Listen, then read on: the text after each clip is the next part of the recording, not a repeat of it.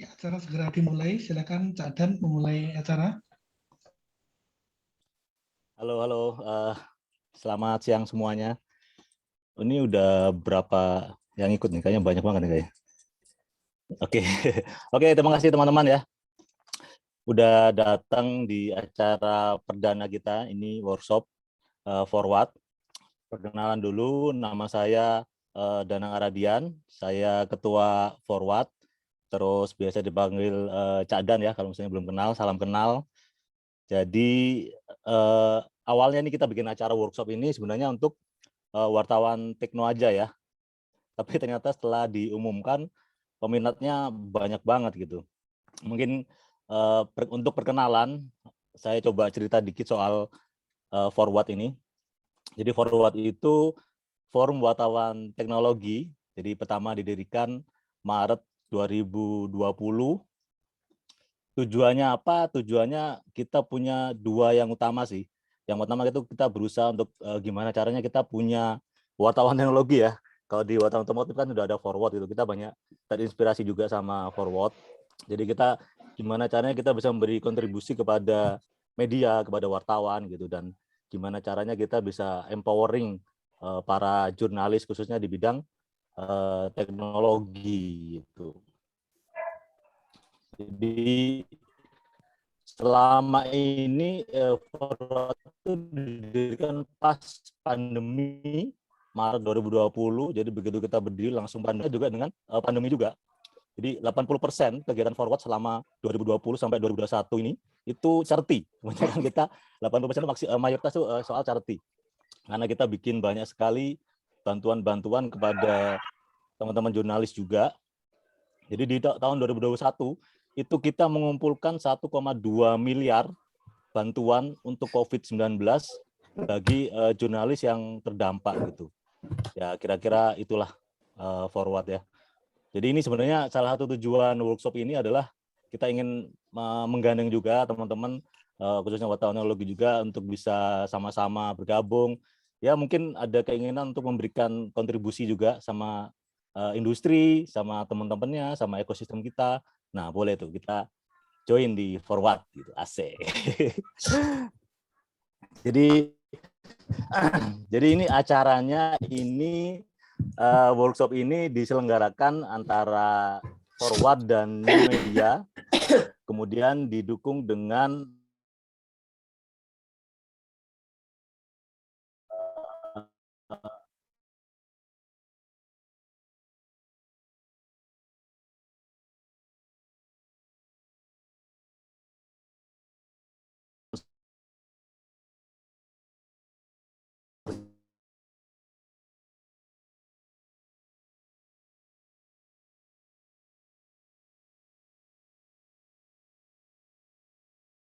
yang kita lakukan, semoga kita makin bisa sharing informasi yang terutama menyangkut teknologi ya. Tentunya kami senang sekali ada Forward yang bisa mengakomodir ya event ini.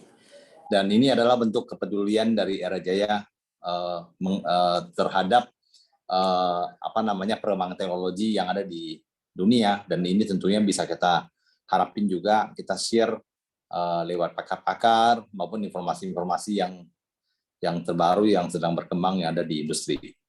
Dan semoga lewat seri webinar ini bisa memberikan ilmu yang praktis dan pembekalan yang dapat digunakan dalam pekerjaan sehari-hari.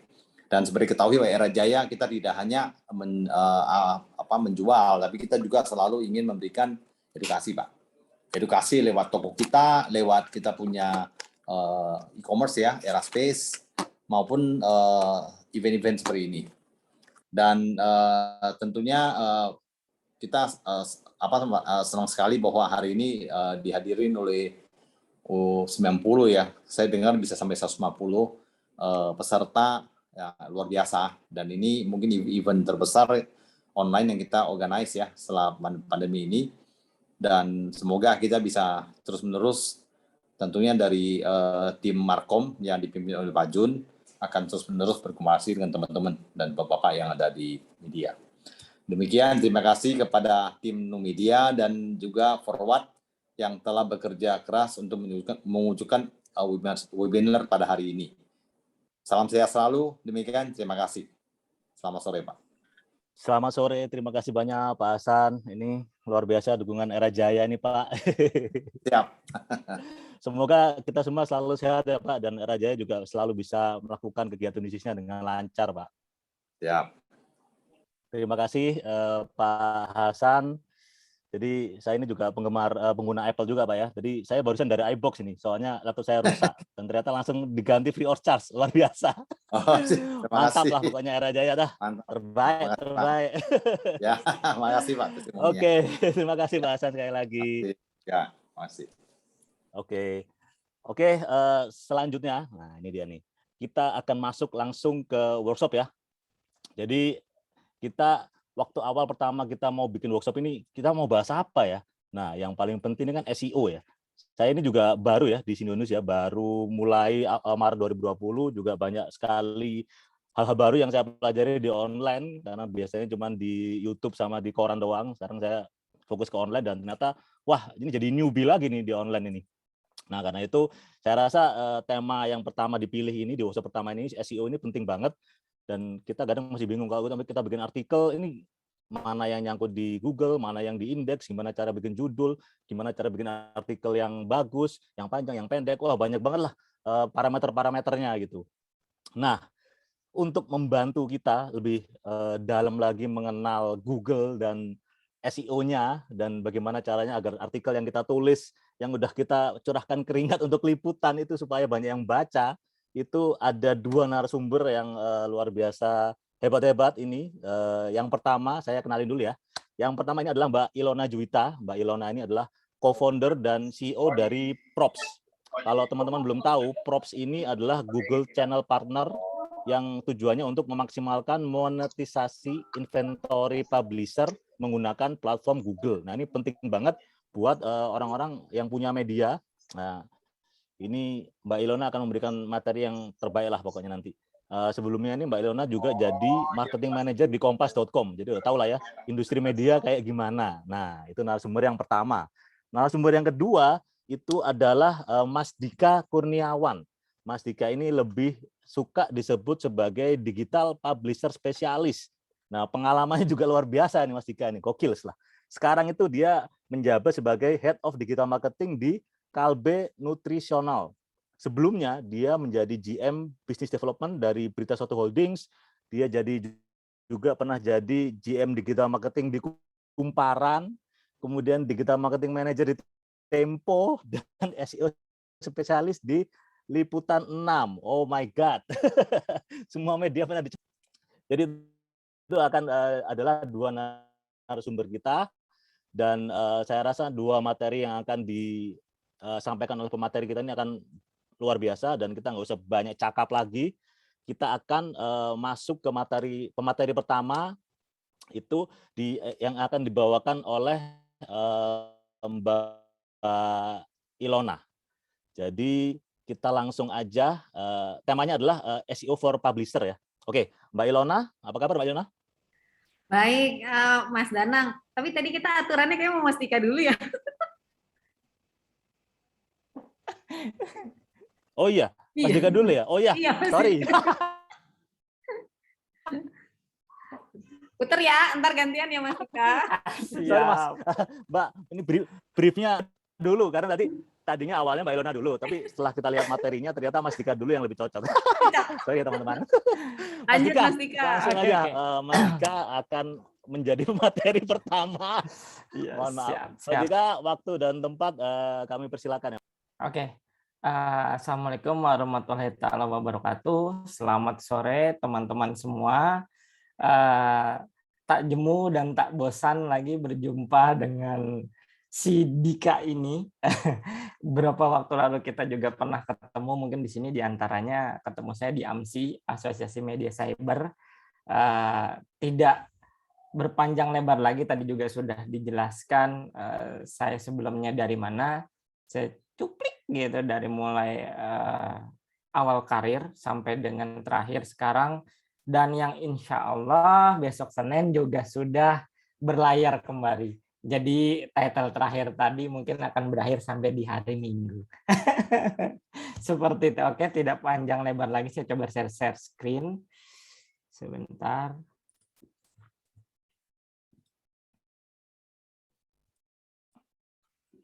Oke. Kelihatan di sana? Aman? Aman, Mas. Lanjut, lanjut. Oke. Sekali lagi, karena tema hari ini bagaimana kita mengoptimalisasikan sebuah konten agar muncul di halaman pencarian, khususnya, nah ini khususnya teman-teman para jurnalis yang mungkin bekerja di publisher gitu. Kalau tadi ditanya pernah di mana-mana aja publisher semua, mungkin yang officially-nya itu, yang nggak officially-nya, jadi mungkin pernah nyobain juga beberapa project di media-media tetangga juga. Jadi kalau dibilang komplit ya komplit CV-nya, cuman belum pernah masuk grupnya Kompas Mbak Ilona aja gitu. Nah, dari sini cukup banyak pengalaman juga saya sedikit berbagi ke teman-teman, tidak bermaksud menggurui, apalagi saya masih muda seperti itu. Kalau dibilang kenyang, ya pasti kenyang, apalagi SEO ini mungkin kalau ketemu dengan para jurnalis zaman dulu, ini pasti musuhnya jurnalis, kata dia gitu. Musuhnya jurnalis, waduh ini banyak kaidah yang nggak sesuai dengan aji, wah cukup kenyang juga. Nah akhirnya kita bahas coba sedikit demi sedikit, biasanya masalahnya seperti apa. Nah ini kita coba bahas. Saya sedikit pengantar. Next, part pertama.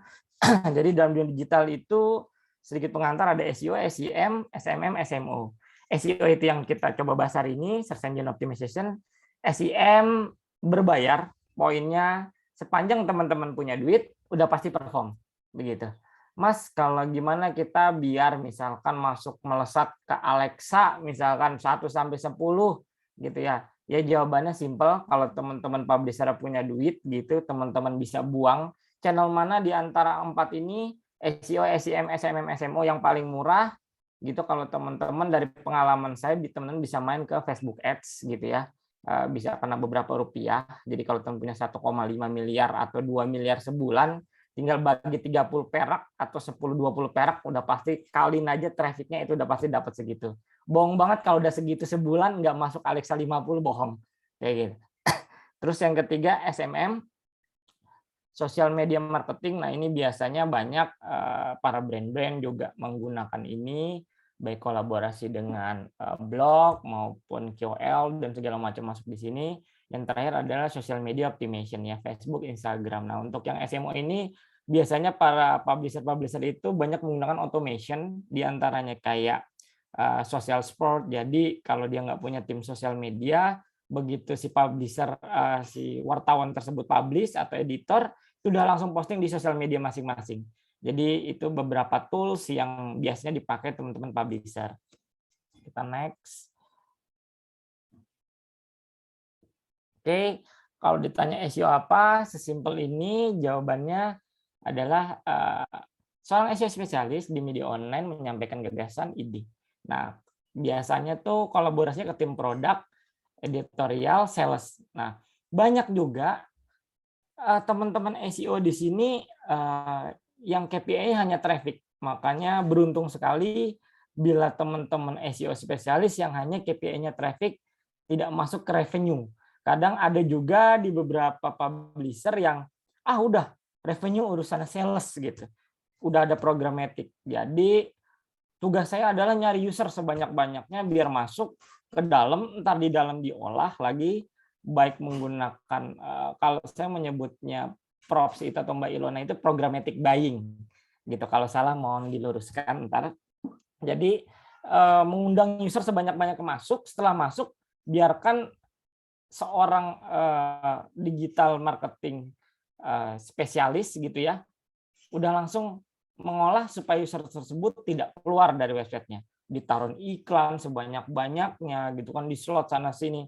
Mau yang dijebak nggak dijebak gitu. Di sana udah komplit. Bahkan teknik-teknik di publisher itu banyak yang digunakan dari mulai AMP yang dulunya saya baru-baru banget terjun SEO. Ini AMP buat apa ini? Nggak ada iklan di babat sama sekali. Begitu masuk tahun 2000-an kemarin, oh ternyata banyak Google Partner yang jualannya di AMP. Oke, baik. Berarti panjang sekali gitu. Ibaratnya Google sudah lama main AMP tidak dijual, begitu udah masuk 2000-an, oh ternyata dijual juga. Nah, dalam SEO itu ada biasanya ada 3, on page, off page, sama biasa pembuatan larinya itu ke tim engineer biasanya. Nah, digital marketing ini ya tadi udah dibagi, kalau paid berbayar teman-teman bisa baca sendiri. Ntar materinya bisa di-share. Untuk yang earn media ini ya tadi udah ada sosial media. Nah, yang paling sulit adalah own media. Jadi ini tidak hanya berlaku di publisher, tapi di brand sekarang hampir sebagian besar brand-brand yang ada di Indonesia, baik FMCG maupun F&B, itu sekarang mereka sedang mengedepankan SEO-nya masing-masing. Jadi misal sebagai pernah pengalaman gitu ya, Prenagen gitu atau Morinaga itu di sana udah mulai mau cari loyal user supaya misalkan Prenagen itu ibu-ibu yang ke sana submit, caranya gimana bisa menggunakan kalender kehamilan atau apa. Bahkan beberapa yang saya lihat nih gencar banget, ada beberapa publisher yang jualan sudah SEO. Gitu, ntar kita bahas di belakang. Oke. Nah, ini kenapa kita main SEO gitu. Di antaranya juga ya salah satu channel traffic acquisition gitu ya. Terus nambahin juga brand awareness. Jadi kalau orang nyari apa, ketemunya Kompas lagi, ketemunya Kumparan, ketemunya yang lain, itu besar kemungkinan teman-teman akan invest larinya ujung-ujungnya ke direct gitu. Nah, direct biasanya larinya ke home. Nah, kalau ke home, nah biasanya skripnya Mbak Ilona tuh udah bertebaran tuh di sana tuh di home. Udah atas, bawah, tengah, mau video kemana udah ngikut gitu. Nah, jadi invest dari SEO ini sebenarnya dari channel digital marketing, kalau teman-teman publisher sudah terverifikasi di Google News atau di Publisher Center, langkah selanjutnya yang paling digencarin adalah konten. Jadi jangan berharap juga kalau teman-teman punya konten sedikit, terus mau bersaing dengan teman-teman yang punya konten banyak gitu. Karena saya juga ada teman di beberapa publisher yang awalnya dulu itu 150, naik ke 350, sekarang sudah 1000, bahkan tahun 2022 ini bisa diperkirakan mereka punya konten 3.800 konten per day. Ini akan banyak pemain baru 2022 gitu, dengan berbagai macam kontributor yang ada di daerah itu akan coba melesat. Pasti ujung-ujungnya awareness. Nah, yang ketiga adalah Alexa. Kalau traffic tinggi gitu, biasanya Alexa-nya juga tinggi. Walaupun bicara Alexa, ya lah teman-teman publisher, berlangganan, ada yang berbayar, ada yang tidak. Kalau yang berbayar biasanya akan diprioritaskan tinggi gitu. Nah, yang keempat adalah low cost. Jadi kalau kita punya redaksi udah enak. Jadi udah nggak lagi. Nah, Mas Dika gimana misalkan contoh Vanessa Angel yang lagi ramai, tiba-tiba ini ada bicara tekno, kita ambil mananya? Biasanya angle wartawan tuh sangat cepat. Kalau gua ambil hard news-nya berat, gua ambil aja dari Instagram. Komentar positif Vanessa Angel versi netizen. Wah, masuk aja udah. Kalau teman-teman wartawan masuk udah. Bahkan mau website itu berbasis bisnis juga biasanya bikin. Karena momen itu langka. User banyak masuk, mau nggak mau langsung digeber sama teman-teman. Nah, terus bisnis investment. Balik lagi bisnis investment maksudnya gini. Kalau misalkan di publisher tersebut ada SEO spesialis, dibagi dua nih, misalkan SEO spesialis yang fokus traffic sama yang jualan. Biasanya kalau dia kolaborasi itu gimana caranya? Satu, setelah muncul di page 1 ini, konten atau URL atau inventory tersebut dijual biasanya ke brand atau FMCG atau FMB yang membutuhkan. Contoh, kayak tadi Era Jaya. Handphone murah terbaik gitu. Masuk nih, jebret. Page 1 siapa gitu kan. Begitu sudah masuk di halaman tersebut di-create khusus. Samsung yang mau ngiklan, gua ada slot khusus ini. Nah, tinggal brand semua dijajarin di situ. Jadi memang sekarang banyak beberapa publisher, ini yang aku sudah lihat ya, kebetulan kemarin ngerasain di FMCG, mereka udah mulai door to door, wah udah nggak jualan traffic lagi, tapi mereka jualan SEO. Nah, begitu udah masuk dia jualan, Pak, kalau Bapak masang iklan di sini, besar kemungkinan yang genre traffic di sini akan besar. Oh, baik berupa misalkan artikel placement segala macam banyak gitu. Terus yang terakhir adalah growth your website traffic. Udah pasti trafficnya besar. Balik lagi kalau bicara SEO tidak hanya di Google gitu, ada juga Bing, ada juga banyak lah maksudnya. Cuman biasanya yang paling besar adalah Google. Gitu. Kita next. Oke, nah ini sepanjang malang melintang 3 poin ini yang biasanya jadi penyakit seorang SEO. Jadi kalau mau membunuh orang SEO itu simple. Satu, request-nya nggak usah diturutin. Oke, yang kedua kontennya nggak usah ditulis. Semakin teman-teman menulis dengan deep-nya teman-teman, biasanya KPI seorang SEO spesialis udah kabur udah. Simpelnya seperti itu. Nah, poin terpenting biasanya dalam SEO itu kalau teman-teman buat konten sesuai KBBI, udah langsung garis merah, jebret KBBI. Di luar KBBI kita tidak mau tulis. Biasanya seperti itu. Kayak gimana tuh Mas? Misal, Ayu Ting Ting pakai strip atau enggak, Archandra Tahar pakai H atau enggak. Nah, itu rame tuh. Kalau itu dibalikin kebijakannya di publisher masing-masing gitu. Yang kedua, sesuai dengan kaidah jurnalistik. Nah, kaidah jurnalistik ini cukup unik gitu. Teman-teman kalau bisa sesuai dengan acuan. Nah, kaidah jurnalistik ini yang kadang menjadi permasalahan basic, bentrok atau deadlock antara SEO spesialis dengan para editor atau jurnalis maupun pemret. Di antaranya di mana kalau di jurnalistik biasanya kata diulang-ulang itu tidak boleh biasanya. Wah, ini nggak boleh nih, nggak sesuai kaidah nih, gitu. Begitu udah masuk mentok, solusinya simple. Kalau investor sudah masuk dikasih KPI traffic, mau nggak mau segala cara pasti diikutin, gitu. Nah, beberapa strategi teman-teman jurnalis biasanya pakai LSI, Latent Semantic. Mereka pakai, ada yang diulang, ada yang tidak. Nanti contohnya kayak gimana, ntar di slide selanjutnya. Nah, yang terakhir adalah konten SEO friendly. Jadi kontennya sesuai kaidah KBBI, nulisnya dengan kaidah jurnalistik, pengemasannya secara SEO friendly. Ingat, SEO friendly adalah cara mengemas. Jadi bukan mengatur teman-teman jurnalis untuk nulisnya seperti ini. Tidak, karena yang tahu angle, yang tahu ini hanya teman-teman jurnalis. Teman-teman SEO spesialis hanya bantu mengemas biar kontennya teman-teman bisa tereksplor dengan baik. Gitu. Next. Oke, ini yang paling umum biasanya. Gimana sih cara nulis konten? Biasanya satu, keyword taruh di judul. Kayak tadi, handphone murah gitu. 5 rekomendasi handphone murah atau 5 rekomendasi cara mencari handphone murah yang baik untuk gaming. Jadi tidak sebut brand gitu, tapi sebutnya hal tersebut. Masukin, oh ternyata handphone murah. Taruh keywordnya di judul. Yang kedua adalah di deskripsi. Yang ketiga biasanya di body gitu.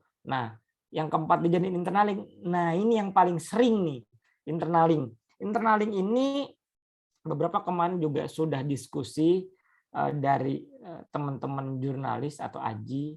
Itu kita sebagai jurnalis itu wajib mencantumkan sumber. Benar? Nah, sumber tersebut udah digarisbawahi tidak harus mencantumkan link. Misalkan konten tersebut bersumber dari misalkan BBC. Ya udah, terus aja BBC, bukan dicantumin link dia kutip dari mana dia cantumin. Karena ada karenanya.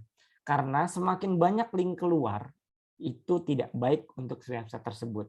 Akan menjadi bisa dibilang bank backlink atau PBN, private block. Nah, ini jangan sampai portal-portal besar menjadi tempat seperti itu. Mas Dika, bagaimana dengan artikel placement? Kan itu wajib ngasih backlink. Ya beruntunglah kalau publisher tersebut tidak mengerti. Tapi kalau mengerti biasanya red card-nya beda gitu. Dan harus dikutip lagi.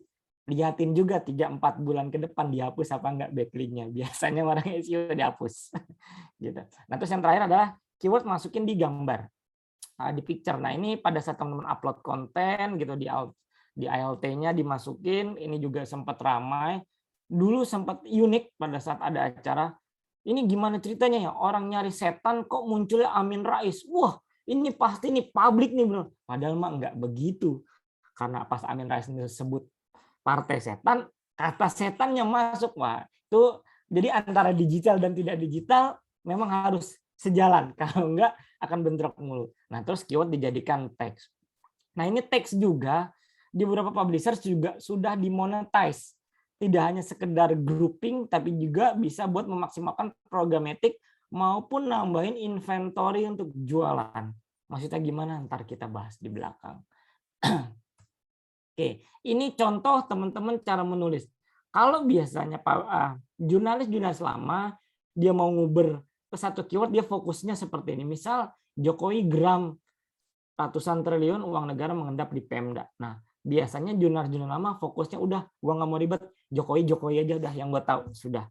Tapi kalau yang baru, biasanya sudah seperti ini, sudah main LSI. Misal, jadwal Persib Bandung di Liga 1 2020 ladeni Persela di laga pembuka. Jadi keywordnya ditebar, ada Persib, ada Liga 1, ada Persela. Jadi kalau dilihat teman-teman sudah tidak aneh lagi melihat, oh kok banyak begini.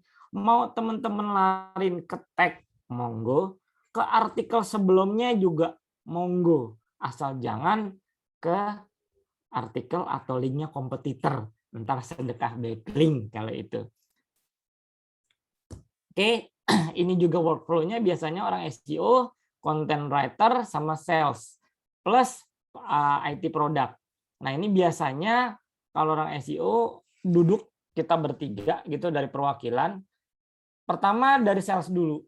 2 bulan, 3 bulan, 4 bulan, 6 bulan, 1 tahun ke depan, lu mau jual ini website kemana?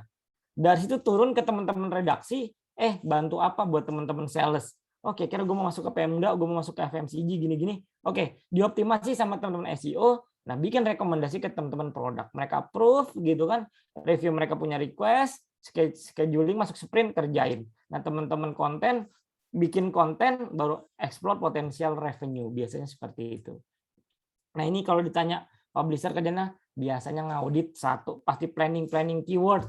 Terus mau ngetes ini kira-kira bisa kemana-kemananya. Terakhir adalah di develop. Nah, kalau bicara set audit, ntar ada di materi berikutnya ada Mbak Ilona yang akan lebih in-depth lagi terkait Google Search Console gitu ya. Bicara planning, monetize, bisa affiliate product maupun develop pada saat programmatic tersebut running. Nah, ini adalah logic dari sang SEO spesialis ngobrol dengan Redpel gitu. Mungkin di sini kenal semua Redpel, ngobrol sama editor juga. Nah, sampein punya ide gagasan, biasanya dari Redpel tuh ngasih suggest. Dik, ini yang boleh, ini yang enggak, ini yang boleh, ini yang enggak. Dari situ baru turun ke teman-teman editor baru nyuruh reporter nyari. Jadi sempat ada pengalaman, biasa kalau teman-teman Redpel editor, lu jangan pulang, waktu itu ada pengalaman sih pada saat Olga Saputra. Lu jangan pulang sebelum dapat foto pertama Olga Saputra, nyampe di bandara. Jadi bener-bener tuh wartawan tuh nungguin sampai deep banget dapat semuanya komplit. Jadi sampai seperti itu karena diperkirakan wah ini kira-kira Olga Saputra meninggal bakal traffic gede, udah diprediksi begitu meninggal langsung. Nah, ini tools yang biasanya sering dipakai, simple, ada Google Trend gitu buat melihat isu teman-teman publisher, tengok kanan kirinya. Nah, ini karena biasanya penyakitnya publisher itu melihat berita terpopuler. Jadi paling simpelnya adalah melihat terpopuleran mereka, berarti itu yang paling ramai biasanya. Karena dia bisa automation, jadi bisa lihat, oh si A, si B, si C, si D, lagi rame ini nih. Guys, buat gitu. Request langsung lihat Google Trend. Jadi ada yang biasa kalau di publisher itu ada yang SEO writer, kerjanya nulis buat nembak-nembakin. Ada juga yang SEO yang writer juga cuman nulisnya yang long list. Itu biasanya buat investasi baik jualan maupun keyword panjang kayak misalkan kalender kehamilan, terus yang berhubungan dengan yang panjang misalkan udah mau masuk puasa atau lebaran, nah udah mulai tuh jadwal puasa udah digarap duluan biasanya. Mas Bar ini buat ngecek seberapa besar kompetisi. Nah, terakhir ada Uber Suggest buat melihat oh si A, kompetitor si A itu begini-begini, bisa kelihatan semua. Ini yang beberapa yang free. Kalau yang ARF berbayar, Uber Suggest pun juga berbayar. Mahal enggak? Lumayan kalau diserahkan ke company-nya masing-masing. Gitu. Nah, biasanya bicara on page itu paling biasanya title, tag link atau link building. Kedua adalah content page market analysis. Kita lihat cek di situ di biasanya Google Analytics gitu ya.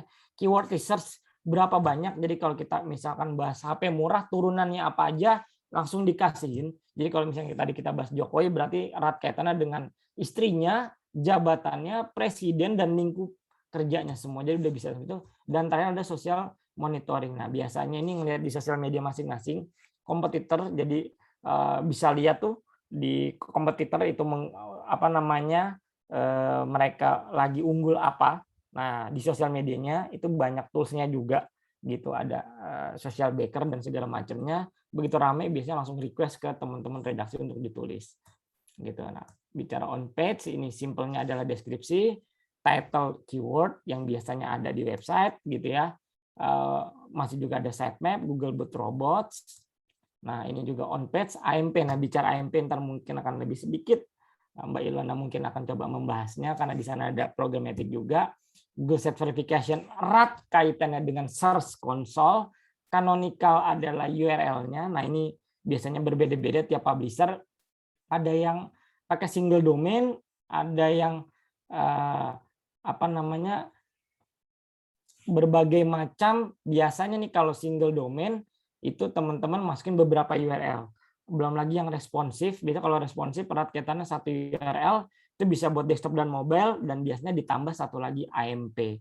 Mas Dika, bagaimana kalau kita tidak main AMP?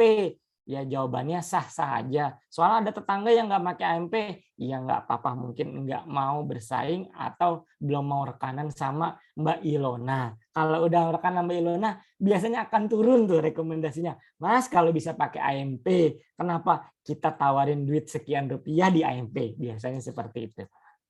Oke, lanjut keyword research.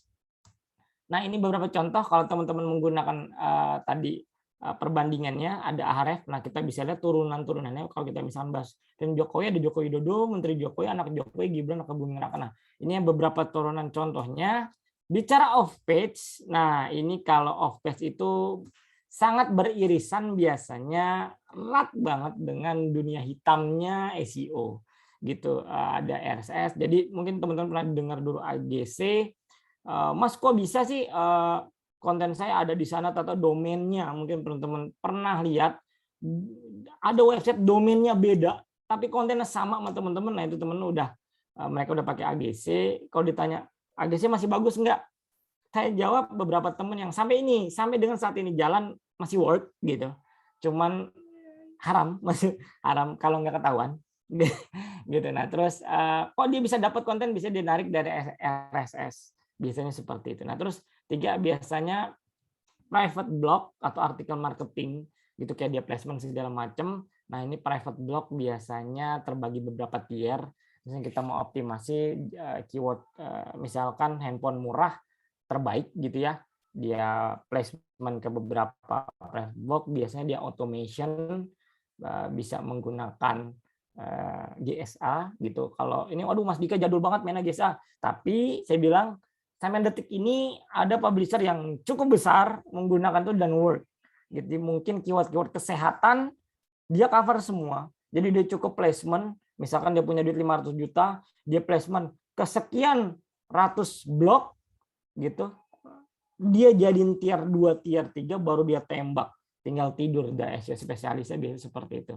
Nah, itu yang keempat ada bisa blog posting atau blog commenting. Pernah dengar mungkin lagi anak-anak baca di blog orang, di bawahnya jual obat kuat, pemutih kulit segala macam, komennya ngasih linknya di sini aja. Nah, biasanya seperti itu. Itu orang-orang dulu banget, tapi beberapa masih menerapkan. Dan buat bisnis dan analitik saya sedikit share. Biasanya tadi di awal saya udah bahas, untuk tag itu biasanya dibikin dynamic, dalam arti misalkan HP murah terbaik gitu ya. Template-nya biasanya HP murah terbaik *2, Samsung masuk kategori bla bla bla. Dan deskripsinya sama. Dalam tanda kutip, dia dalam tag tersebut dia ngambil title dari artikel terakhir dalam tag tersebut. Begitu juga dengan deskripsi. Sehingga CTR akan semakin besar, bukan lagi template kumpulan berita HP murah terbaik di forward.com. Jadi udah terlalu default gitu. Ini bisa dimainin lagi. Bahkan teman-teman publisher yang sekarang yang sudah menggunakan judulnya dipanjang-panjangin biar menarik gitu. Biar titik gitu. Padahal udah ada term and condition. Yang kedua ada AMP. Nah, ini tadi erat kaitannya dengan AMP, dengan programmatic. Kenapa dan di situ ada user, ada saya garis bawahnya ada Andi misalkan. Ini kalau teman-teman di beberapa publisher udah menerapkan ini, ada yang pakai nama, ada yang pakai angka. Misalkan 57 itu kodenya Dika. Nah, biasanya 57 itu di dalam Google Analytics-nya di custom gitu ya, custom report. Itu ntar tinggal di custom ini nama Dika, jadi seorang pemdata udah nggak lagi ngeliatin berapa jumlah artikel yang dibuat Dika, tapi sudah bisa lihat di monitor secara live gitu ya. Oh, si Dika lagi dibaca sekian ratus orang, sekian ini orang, walaupun data kan bisa Mas Dika pakai 360 di Google Analytics. Monggo tidak. Semua publisher di Indonesia menggunakan Google Analytics 360. Jadi banyak teman-teman publisher mengakalinya untuk reporting dengan hal tersebut. Mas Dika kan di WordPress bisa. Yes, di WordPress bisa. Tapi lebih enak lagi kalau di Google Analytics. Taruh di monitor gede, pemerintah tinggal lihat, oh si A, si B, si C yang lagi dibaca apa aja bisa langsung kelihatan. Terus yang berikutnya adalah untuk contoh URL, domain.com misal forward.com/ misalkan Andi, jangan lupa setiap URL di submit gitu ya. Biasanya udah ada grouping, baik itu ntar di Search Console, di tes sitemap-nya. Dulu zaman publisher.google.com, sekarang sudah berubah jadi Publisher Center. Semua root itu didaftarkan. Jadi domain.com/ root-nya misalkan Dika /news/ apa, langsung dimasukkan semua agar semua yang muncul dari root tersebut tercrawling dengan baik. Nah, terus yang terakhir, contoh buat brand atau bisnis, teman-teman bisa jual contoh ya, domain.com atau forward.com /kuliner enak di Bali gitu. Jadi teman-teman bisa jual halaman tersebut, misalkan domain.com /kuliner enak di Bali, itu bisa teman-teman display baik dari segi programatik maupun tampilan website, biar salesnya atau company tersebut bisa direct ke UMKM yang ada di daerah tersebut. Jadi misalkan sudah P1 Google masuk gitu ya, tinggal tawarin aja nih, lu mau masang iklan nggak? Kalau masang kemari banyak, lu masuk rekomendasi tempat yang bakal dikunjungi. Nah, beberapa plan itu pertanyaannya adalah, Mas Dika, implementnya kayaknya susah di tempat saya. Nah, itu tinggal duduk bareng lagi, kelarin di warung kopi sambil ngopi-ngopi, ngerokok-ngerokok. Habis itu terima kasih. Gitu. Iya, mungkin monggo Mas moderator dan teman-teman. Gimana? Udah pada pusing belum, Mbak? Jadi Mas Dika, ini materi pertama langsung middle to advance ya. Biar masuk Mas, Iya, enggak. Benar-benar. Biar kaget ternyata emang jurnalis sekarang itu banyak banget ya parameter-parameternya gitu. Jadi kita nggak cuma bisa nulis, tapi kita juga paling nggak ngerti basic-basicnya SEO juga, karena tadi Mas Dika bilang juga semua akan AMP pada waktunya, ya nggak Mas? Bener, AMP pada waktunya. Iya. Dan Mbak Ilona pada waktunya sih. Mbak Ilona pada waktunya. Waktunya.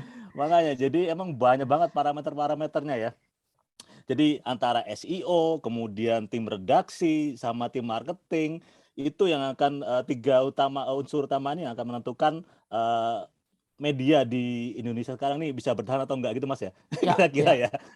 Karena beberapa media juga ada menerapkan beberapa technical, kayak misalkan mungkin yang paling pertanyaan umum ditanya sama teman redaksi, Mas bagaimana cara menduplikasi page view yang banyak? Nah itu bisa beberapa publisher yang udah ada nerapkan, baik dia pakai pagination maupun infinite scroll gitu ya, atau lazy load. Nah baiknya gimana cara menghabiskan impression yang Mbak Ilona, itu ntar Mbak Ilona yang jawab. Saya tidak mau berani menjawab kalau itu. Jadi yang mana nih yang paling bagus nih, mau lazy load atau pagination? Nah ntar Mbak Ilona yang jelasin kalau itu. Oke, siap. Jadi emang banyak banget ini istilah-istilah baru. Mungkin kalau teman-teman mungkin di sini skillnya macam-macam ya Mas Dika ya. Ada orang yang emang udah punya media sendiri mungkin, jadi mungkin udah cukup paham. Tapi mungkin yang nonton juga ada juga yang baru mengenal dikit-dikit SEO. Jadi mungkin banyak banget istilah-istilah yang mungkin agak asing tadi yang dari Mas Dika sebutin tadi. Karena emang ini jadi emang sekali acara pertama langsung nampar gitu. Oh ternyata luar biasa materinya, langsung menengah ke advance. Jadi gini.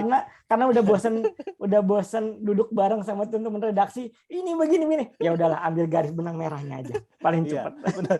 Dari tadi materi awalnya juga gitu ya, antara jurnalis dan SEO gimana ketemunya di tengah sama marketing juga. Jadi emang luar biasa. Karena Mas Dika ini udah malang melintang di media, jadi udah tahu banget jeroannya media kayak gimana.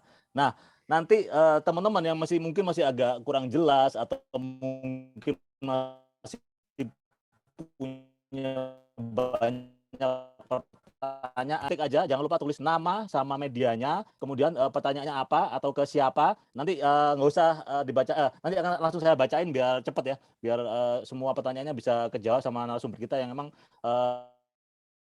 thank you banget untuk materinya. Kayaknya kita nggak bisa Mas sekali doang Mas, ini harus berkali-kali nih. Masih banyak yang perlu dijelaskan. Aduh. Siap. Ya, asik, mantap. Asal jangan tanya itemnya aja ya. Iya. Japri nanti itu. Japri kalau gitu. Siap Mas Jeka, thank you banget. Ya. Nah, kita langsung beralih ke pemateri kedua, Mbak Ilona. Tadi juga Mas Jeka juga udah nyebut-nyebut, nanti ini materinya juga sangat tajam juga. Jadi pengenalan Google Search Console dan Google Trend dari Mbak Ilona. Nanti Mbak Ilona akan membahas lebih dalam soal itu, bagaimana memanfaatkan tools-toolsnya Google. Kadang-kadang memang tadi Mas Dika banyak banget ngebahas banyak sekali tools ya yang bisa digunakan, tapi ada juga tools-tools gratis yang buat kita media sendiri bisa manfaatin gitu. Nah, kadang-kadang kita nggak ngerti gitu, ternyata ini udah ada toolsnya tapi kita nggak ngerti manfaatinnya. Nah, mungkin Mbak Ilona akan ngasih gambaran juga tools-tools apa aja yang bisa digunakan. Dan jangan lupa nanti kalau sampai selesai ada door prize dari Era Jaya tadi, ada AID Air Purifier dan Galaxy Tab A7 Lite. Luar biasa kan? Nggak perlu nulis, nonton, dapat ilmu, dapat door prize. Ini acaranya Forward doang yang bisa kayak gini. Asik. Oke, Mbak Ilona, monggo Mbak. Langsung waktu dan tempat kami persilahkan. Monggo. Baik, makasih Mas Danang. Halo teman-teman semuanya, salam kenal. Makasih Mas Dika. Mas Dika ini banyak amat sih titipannya ke aku. AMP lah, nanti monetisasi lah. Aku bingung nih Mas Dika mulai dari mana. Soalnya Mas Dika tuh ya kalau udah nyentil soal monetisasi, aku bicaranya bisa panjang Mas. Tapi kan ini titipannya Mas Danang, titipannya teman-teman Forward adalah kita diminta untuk lebih mengenal lebih jauh terkait SEO dan tools pendukungnya. Nah, jadi teman-teman di sini aku mau share terkait tools pendukung yang teman-teman bisa pakai untuk memaksimalkan. Tapi Mas Dika, bener deh, ini kayaknya nggak bisa sekali deh Mas. Ini kayaknya harus berulang-ulang deh. Kalau bisa sih workshop seminggu sekali kayaknya Mas Dika.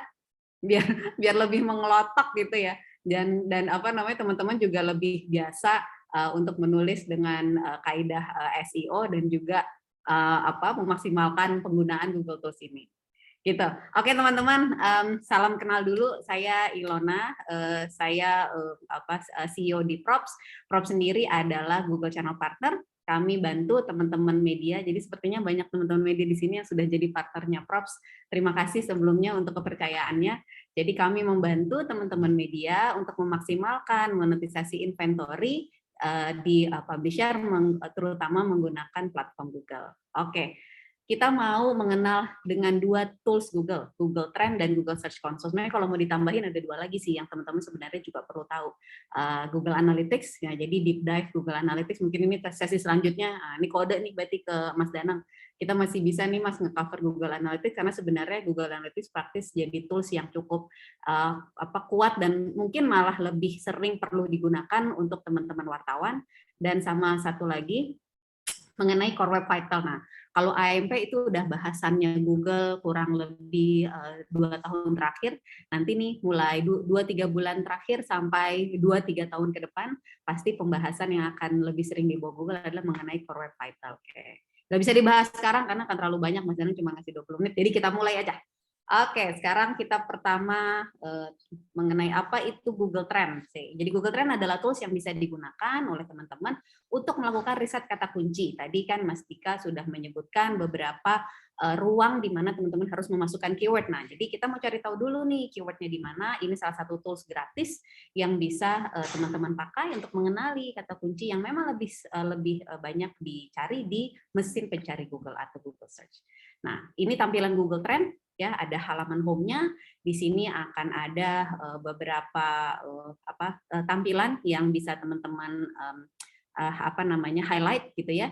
Jadi ada peta trennya, kemudian ada recently trendingnya apa gitu ya, terus year in search trend berdasarkan tahun. Apa yang harus teman-teman lakukan ya?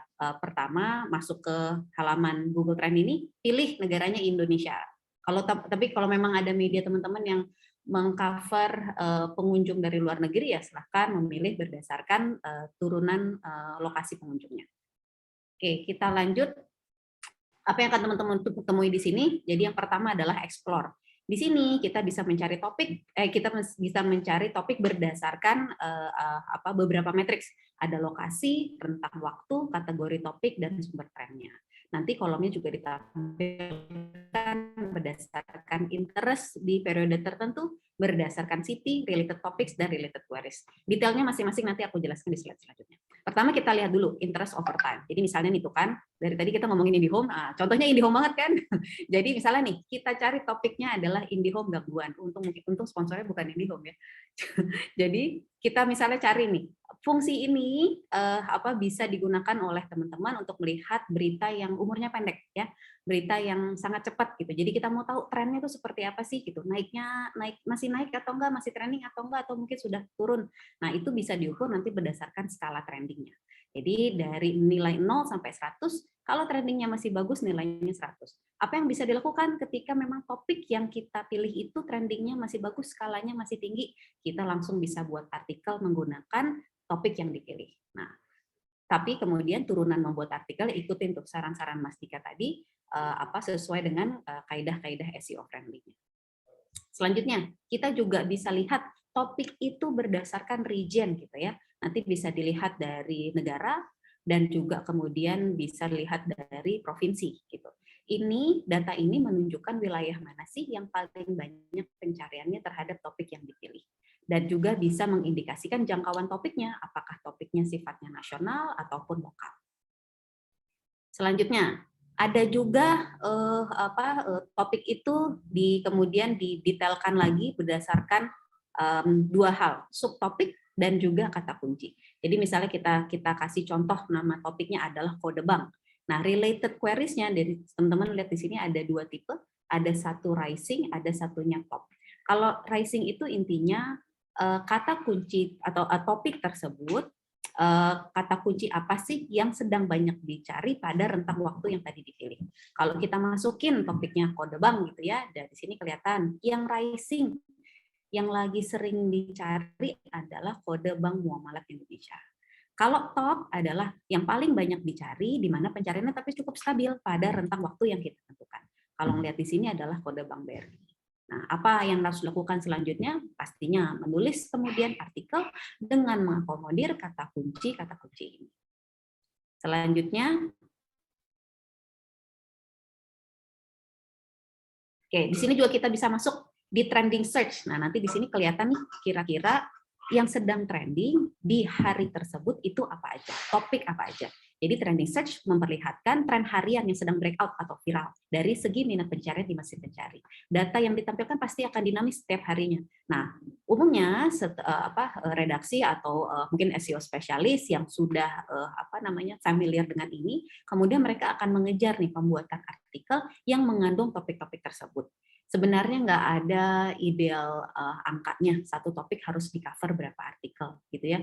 Tapi kalau sesanggup-sanggupnya satu topik misalnya 2-3 artikel, sehingga kalau misalnya nih dalam satu hari ini muncul 10 topik, silahkan dihajar buat sekitar 20-30 artikel. Oke, untuk memanfaatkan Google Trend ini aku kasih beberapa tips ringkasnya. Jadi misalnya kita mau cek terkait IndiHome tadi, kita masukin nih topik IndiHome itu yang pertama ya, kita masukin topik IndiHome, kemudian kita lihat daily search trend-nya gitu ya. Pertama kita lihat daily search trend, misalnya daily search trend-nya adalah IndiHome gitu ya. Kemudian IndiHome kata daily search trend ini kemudian kita masukkan tuh ke dalam topik. Nah, kita lihat 7 hari terakhir kayak gimana. Kelihatan di sini trendingnya, oh ternyata memang sekarang lagi tingkat pencariannya lagi tinggi sekali nih.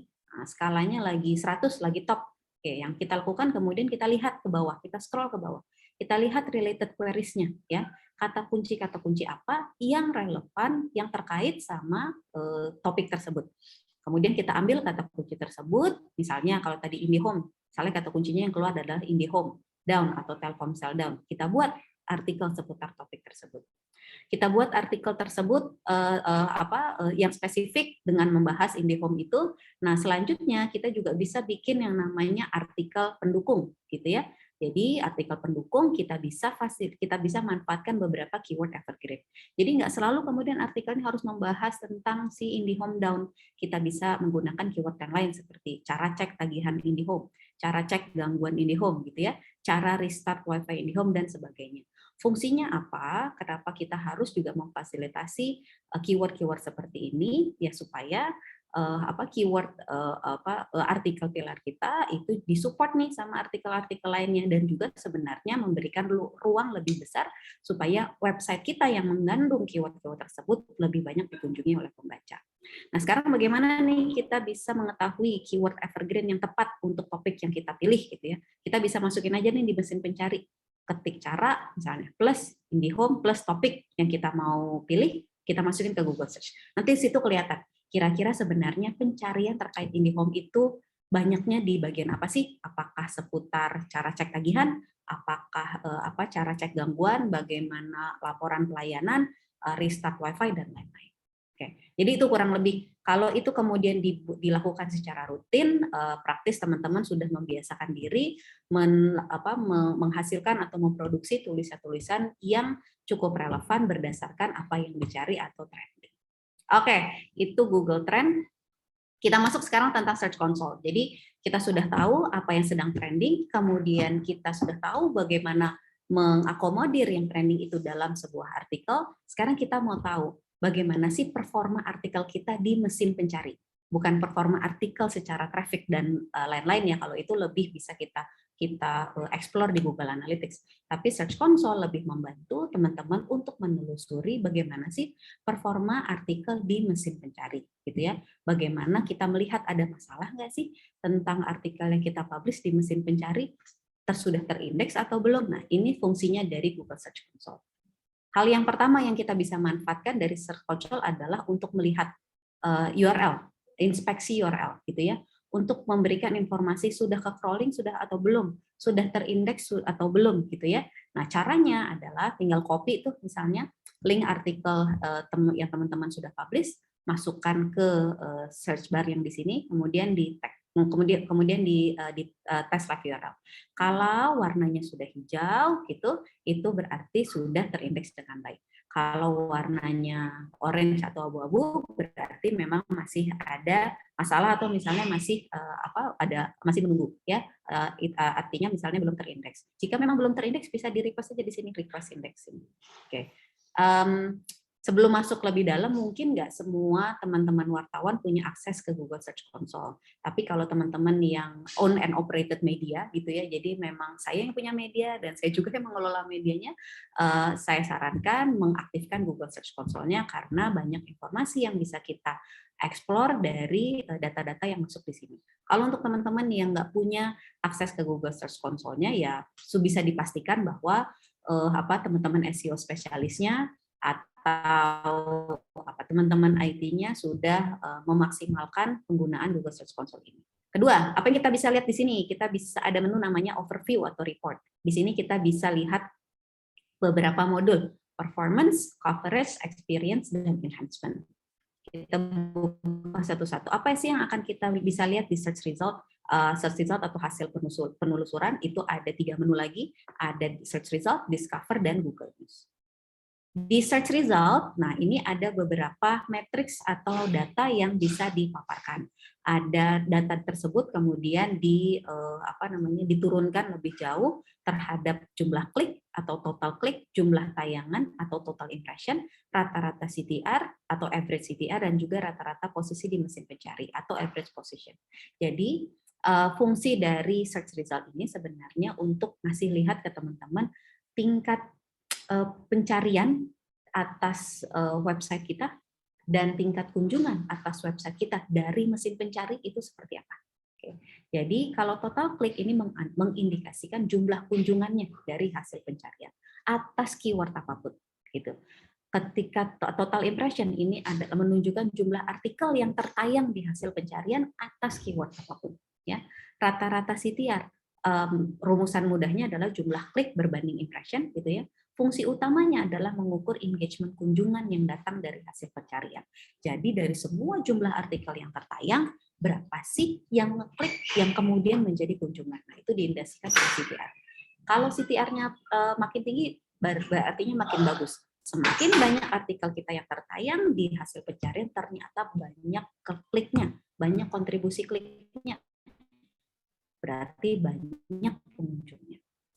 Average position menunjukkan kira-kira posisi kemunculan artikel kita dari keseluruhan pencarian yang terkait dengan artikel website itu di posisi berarti makin bagus gitu. Jadi intinya setiap pencarian atas keyword tertentu, artikel kita selalu muncul di top search gitu ya, di posisi-posisi atas. Itu kita bisa identifikasikan dari situ. Nah, dari search result ini pun bisa kita bedah ya, bisa kita filter.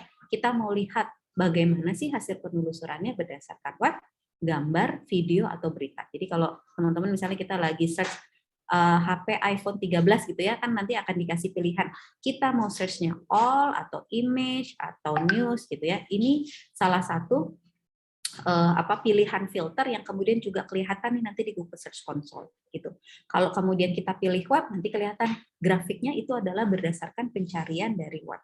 Kalau gambar gitu atau image nanti kelihatan juga grafiknya. Even kita pun bisa compare bagaimana sih tren pencarian dari web ataupun gambar. Nah, ini menarik sebenarnya juga untuk kita bisa optimasi apakah pencarian terhadap gambar kita juga sudah maksimal gitu. Apakah misalnya tadi standar-standar best practice SEO-nya sudah kita terapkan juga untuk gambar, tidak sekedar teks. Nah, ini juga bisa dijadikan tolak ukur sudah seberapa maksimal kita memanfaatkan trik-trik supaya hasil pencarian website kita itu maksimal di mesin pencari. Oke. Terus kita juga bisa filter berdasarkan rentang tanggal. Ini banyak pilihan tanggalnya ya. Even kita juga bisa custom penyesuaian tanggalnya. Ada lagi, setelah kita lihat ini secara keseluruhan, dari data keseluruhan ini pun kita bisa filter lebih deep lagi. Berdasarkan kata kunci tertentu, kita lihat berdasarkan halaman tertentu, negara, perangkat, dan juga tampilan penelusuran. Tadi Mas Dika ada bahas sedikit gitu ya, bahwa kita juga bisa explore lebih jauh bagaimana sih tampilan penelusuran dari halaman AMP. Jadi halaman AMP atau Accelerated Mobile Pages adalah tukang jadi jualan. Jadi ini adalah versi page dari Google yang intinya untuk memaksimalkan user experience. Kenapa? Karena dengan berkunjung di halaman AMP jauh lebih cepat, jauh lebih nyaman ketika user berkunjung ke halaman yang sebenarnya bisa menanyakan konten lebih cepat, engagement-nya lebih tinggi. Kira-kira objektif utamanya itu. Nah, salah satunya juga kalau publisher punya versi AMP, umumnya terindeks lebih bagus dan juga terranking lebih bagus di mesin pencari. Makanya Google encourage teman-teman media untuk memiliki versi AMP. Tapi versi AMP bisa dimonetisasi nggak? Bisa banget gitu ya. Mudah nggak untuk membuat AMP? Banyak sekarang pluginnya. Kalau teman-teman menggunakan versi WordPress, banyak plugin yang disediakan oleh berbagai vendor untuk membuat halaman AMP, atau even bisa bikin halaman AMP sendiri dari guideline yang sudah diberikan oleh Google. Oke, sekarang apa yang kita bisa explore dari identifikasi turunan yang ada di Search Console atau di Search Result? Pertama kita bisa lihat dari query. Nah, kalau teman-teman pilih query di sini kelihatan kata kunci yang paling banyak masuk ke website kita itu kata kunci apa, gitu. Kemudian halaman yang paling banyak diakses juga halaman apa. Negara mana yang paling banyak mengunjungi dan perangkat apa yang paling banyak digunakan, gitu. Nanti kemudian kita juga bisa breakdown berdasarkan tampilan penelusuran yang lain. Nah, dari semua matriks-matriks itu kita bisa lihat matriks tambahannya, yaitu berdasarkan jumlah klik dan jumlah tayangan. Jadi kalau misalnya kita queries-nya di sini adalah doa iftitah gitu ya, kita tahu berapa sih klik yang datang atas keyword ini ke website kita. Kita pun tahu ada berapa impression yang terjadi atas pencarian doa iftitah itu di mesin pencari. Jadi dari 498 pencarian dari 498 hasil pencarian kontribusi 79.000 kunjungan. Kurang lebih bacanya gitu. Jadi kalau dilihat secara garis besar bahwa Search Console bisa banget kasih teman-teman gambaran performa kemunculan artikel kita di mesin pencari dengan turunan kata-kata kunci tertentu. Kita masuk sedikit ke Google Discover. Nah, apa itu Google Discover? kita juga bisa breakdown datanya di Google Search Console. Jadi Google Discover itu sebenarnya bertujuan untuk memberitahukan nih lebih detail tentang seberapa besar web kita ditampilkan di Google Mobile Discover Feed. Nah, yang kayak gini nih. Kalau teman-teman buka akses di mobile gitu ya, bisa yang ada namanya nih Google Discover, kemudian di bawahnya sudah ada artikel-artikel yang direkomendasikan gitu ya, dan tentunya ini relevansinya dengan behavior teman-teman melakukan pencarian. Oke, apa yang kita bisa lihat di sini macam-macam dengan kurang lebih matriks yang sama gitu ya, dari berapa jumlah kunjungan dan juga dari berapa hasil tayangan dari yang datang dari Google Discover.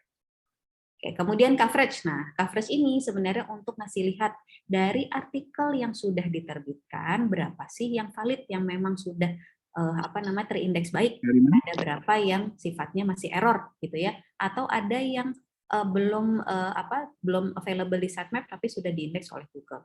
Nah, catatan pentingnya adalah seharusnya, seidealnya adalah total artikel yang telah terbit yang teman-teman record di CMS gitu ya, harus sama atau lebih dengan nilai yang valid. Jika nilai validnya lebih sedikit dibandingkan artikel yang terbit, berarti ada masalah nih, ada masalah delay indexing yang terjadi. Umumnya masalahnya apa? Apakah misalnya servernya error, atau ternyata halaman yang 404, atau robots metanya memang diindikasikan no index atau no follow. Jadi memang kan ada beberapa halaman yang kita nggak mau diindeks sama Google gitu ya. Apakah misalnya halaman admin gitu ya, jangan sampai ini diindeks oleh Google, atau halaman staging gitu. Itu juga jangan diindeks sama Google. Nah, itu kita harus tempatkan di robots metanya no index dan no follow. Removal. Nah, mungkin ada juga nih kebutuhan teman-teman untuk nge-remove ya artikel yang sudah dipublish dan kebetulan udah keindeks sama Google, tapi kita mau remove atas berbagai alasan gitu ya. Apakah kemudian ada pembaharuan atau memang artikelnya harus di-drop karena tidak sesuai dengan kaidah gitu ya, atau hal-hal yang lain. Nah, di sini di Search Console ada fungsinya untuk menghilangkan artikel tersebut terindexing di mesin pencari. Ada temporary removals, ada misalnya ini menghilangkan sementara indeks websitenya, atau outdated content ya, menghilangkan konten yang basi. Tujuan utamanya adalah sebenarnya ada konten yang update kok gitu ya. Jadi saya mau remove dulu konten yang basi, nanti saya akan upload lagi konten yang update, atau konten-konten yang kita mau hilangkan karena pembacanya karena pembaca mengkategorikan konten itu sebagai adult content atau konten dewasa. Jadi poinnya adalah sebelum memasukkan permohonan removal dipastikan dulu ada penambahan no index dan no follow pada meta tag-nya gitu. Kemudian menambahkan canonical tag ke setiap halaman. Ini tentunya ini lebih punya peranan besar ketika teman-teman mau nge-remove outdated content. Jadi nanti ada konten yang baru nih sebenarnya. Jadi kalau dengan menambahkan canonicalnya ini, Google Index akan tahu bahwa ini sebenarnya ada korelasinya dengan konten yang sebelumnya, sehingga indexingnya bisa tetap berjalan baik. Kemudian menambahkan ini di robots txt gitu ya, menambahkan kode disallow. Nah baru deh submit untuk removal URL-nya di Search Console. Nah kurang lebih begitu teman-teman. Semoga nggak cukup membingungkan, materinya nanti bisa teman-teman dapatkan, saya titipin sama teman-teman papan. Terima kasih, saya kembali ke Mas Danang. Oke Mbak Ilona, ini makanya Mbak Ilona ini banyak kliennya karena kalau ngejelasin itu ya adem ya, enak gitu dengernya gitu. Kayaknya kalau dijelasin tuh enak gitu ngedengerinnya tuh, empuk gitu suaranya. Oke. Jadi ini Mas Dika dan Mbak Ilona ini udah banyak banget ini pertanyaan-pertanyaan yang masuk. Ini akan kita coba jawab satu persatu ya Mbak dan Mas. Mungkin nanti siapa yang mau chip in itu langsung aja. Kalau mau nambahin boleh langsung. Siapa dulu yang mau mulai juga boleh. Jadi bebas saja karena semua pertanyaan teman-teman ini penting. Jadi kalau bisa semuanya terjawab. Semuanya terjawab. Jadi ada dua hal yang paling ditunggu ini di acara ini. Yang pertama adalah pertanyaannya, tanya jawab, dan yang kedua adalah door prize-nya. Oke, sekarang kita masuk hal yang ditunggu pertama, pertanyaan. Oke, pertanyaan pertama adalah dari Mas Herman dari Beta 1. Sebenarnya ada nggak sih patokan seberapa panjang judul di artikel itu supaya bisa SEO friendly? Apakah judul yang panjang itu akan menjadi lebih mudah masuk ke page one Google gitu? Karena sekarang yang dicari kan page one Google-nya gitu. Gimana?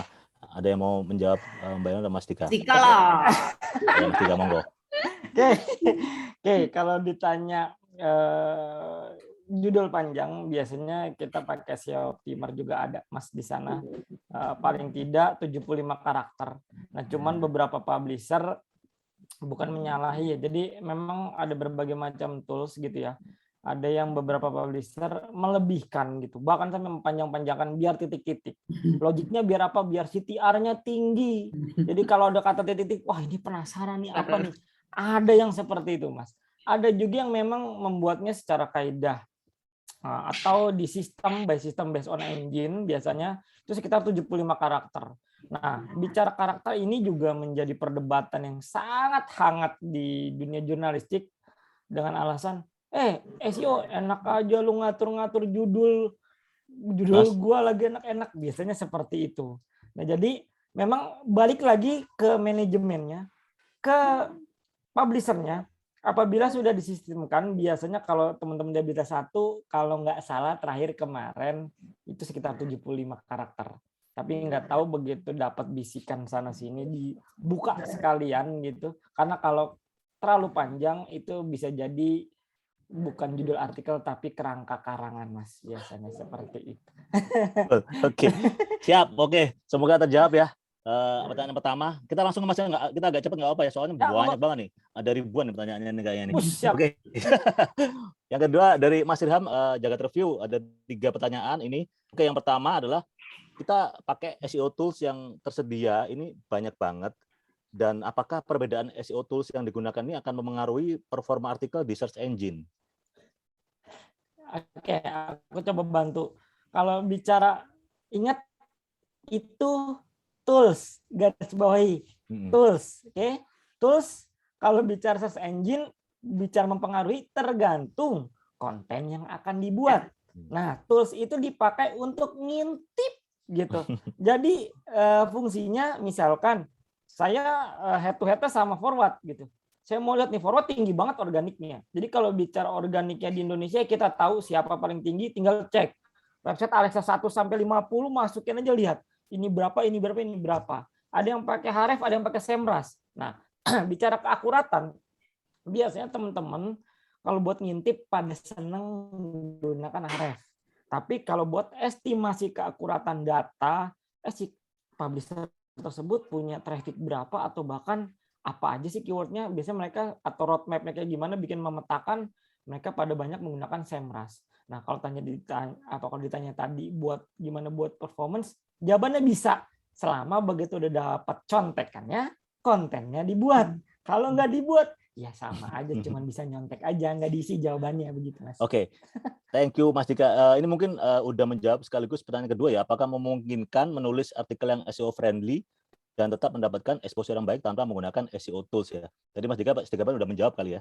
Biasanya kalau jadi gini Mas, ada yang memang kalau di publish itu ada yang masuk running news atau news kategori news, ada yang memang dibikin buat long list. Nah, kalau itu ada 2 kacamata berbeda tuh. Kalau yang running news mungkin beberapa menit kemudian juga bisa berganti dengan konten yang baru gitu. Tapi kalau yang memang long list kayak tadi doa iftitah itu biasa panjang.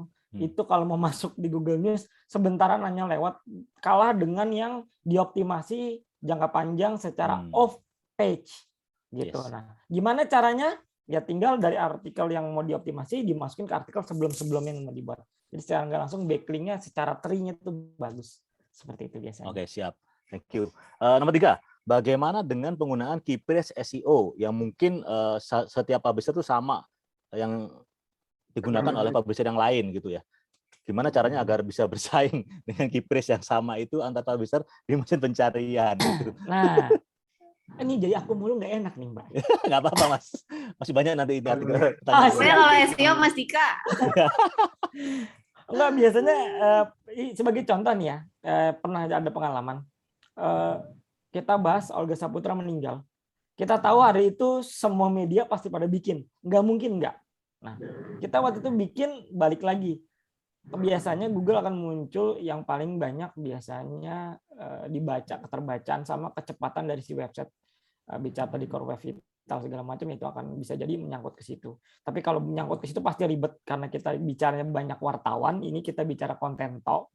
Nah, biasanya tuh beda-beda Mas angle. Nah, peran serta Pemret atau Redpel biasanya di situ. bicara misalkan si A meninggal, lu bikin suaminya ya, terus lu bikin harta gono gininya ya, lu bikin anaknya ya, lu nah begitu turunannya. Begitu itu dilepas, biasa satu yang dilepas nih 2 3 4 ngikut. Jangan lupa backlinknya nyantumin ke sini, ini enter ke sini. Itu mereka secara otomatis sudah begitu Mas biasanya.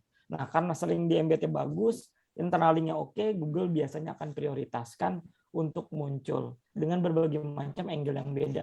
Kan nggak mungkin juga Olga Saputra meninggal dunia, terus yang satu lagi masuk Olga Saputra meninggal dunia. Ada 5 baris, judulnya sama.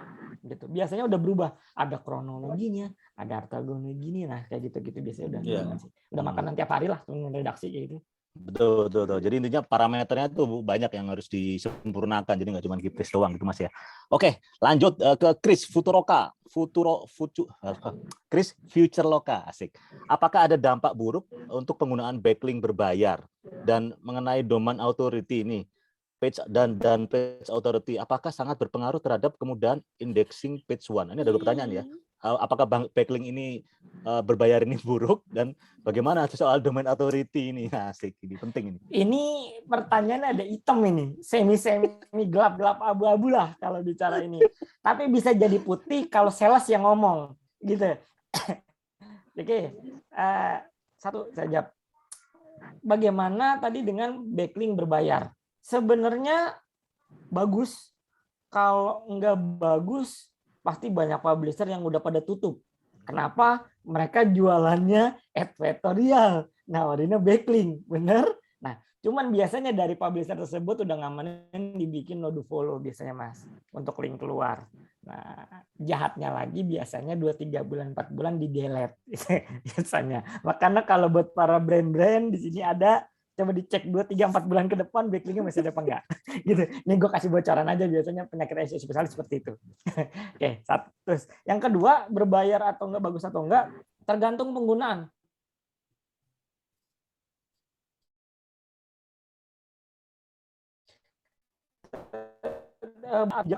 Enggak semudah itu Leandro gitu. Kalau seperti itu brand-brand besar udah pasti P1 semua gitu. Kenyataannya sekelas e-commerce aja masih paid backlink ke media-media besar. Kasarnya media-media kecil nawarin, Mas bikin artikel dong di gua. Nah, kan ngasih backlink ke mereka juga, itu bagus. Nah, biasanya lagi setelah mereka berbayar, diturunin ke tier 3, tier 4, baru dimasukin automation. Maka tadi saya bilang semi-semi abu-abu. Ya.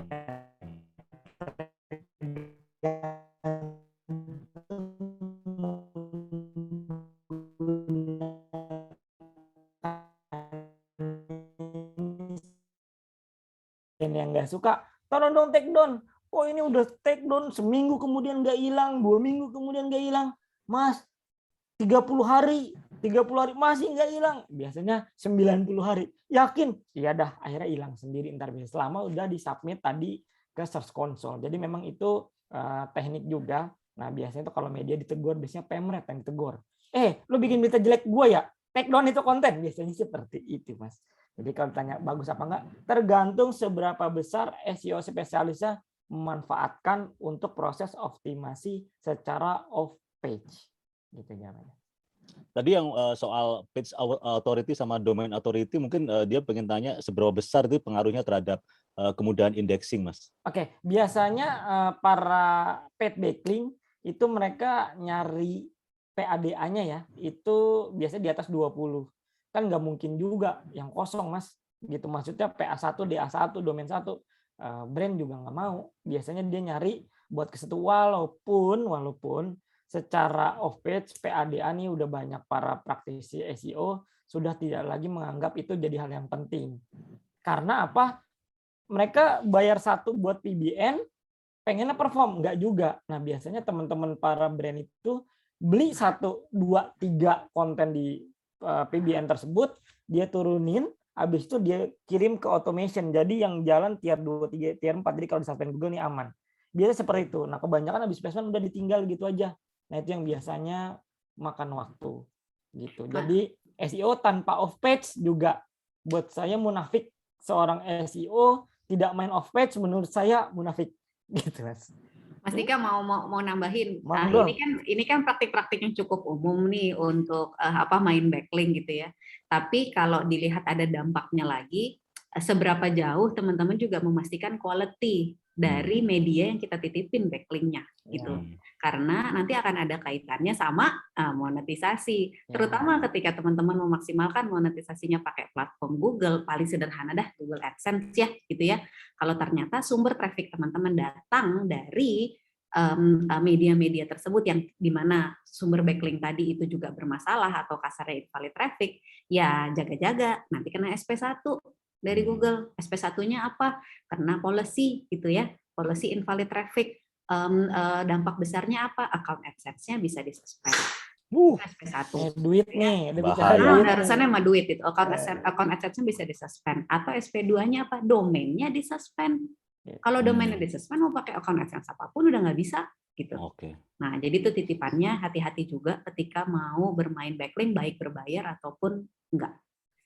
Lanjut Mas Dika. Saya lengkapin sedikit. Tapi selama teman-teman brand atau produk paid backlink-nya ke media-media besar, saya berani jamin aman. Karena nggak ada kasusnya Detik disuspend, Tribun disuspend, Kompas disuspend, itu nggak ada. Di liputan misalnya nggak ada. Jadi kasarnya keuntungannya media-media besar, ya itu salah satunya sudah di-approve sama Google, jadi aman. Tapi mahal ya Mas Dika ya? Red card di bawah nih mahal. Ya, red card di bawah. Bahaya ini. Oke, kita lanjut ke Prima. Ini ngomongin yang tadi dibahas, Detikcom. Prima Detikcom. Sore semuanya, izin bertanya, apakah baca juga itu termasuk internal link atau anchor tag? Dan berapa ketentuan keyword density di berita supaya tidak dianggap spam? Ini banyak artikelnya, ini ada 3 pertanyaan. Apakah dalam satu artikel bias,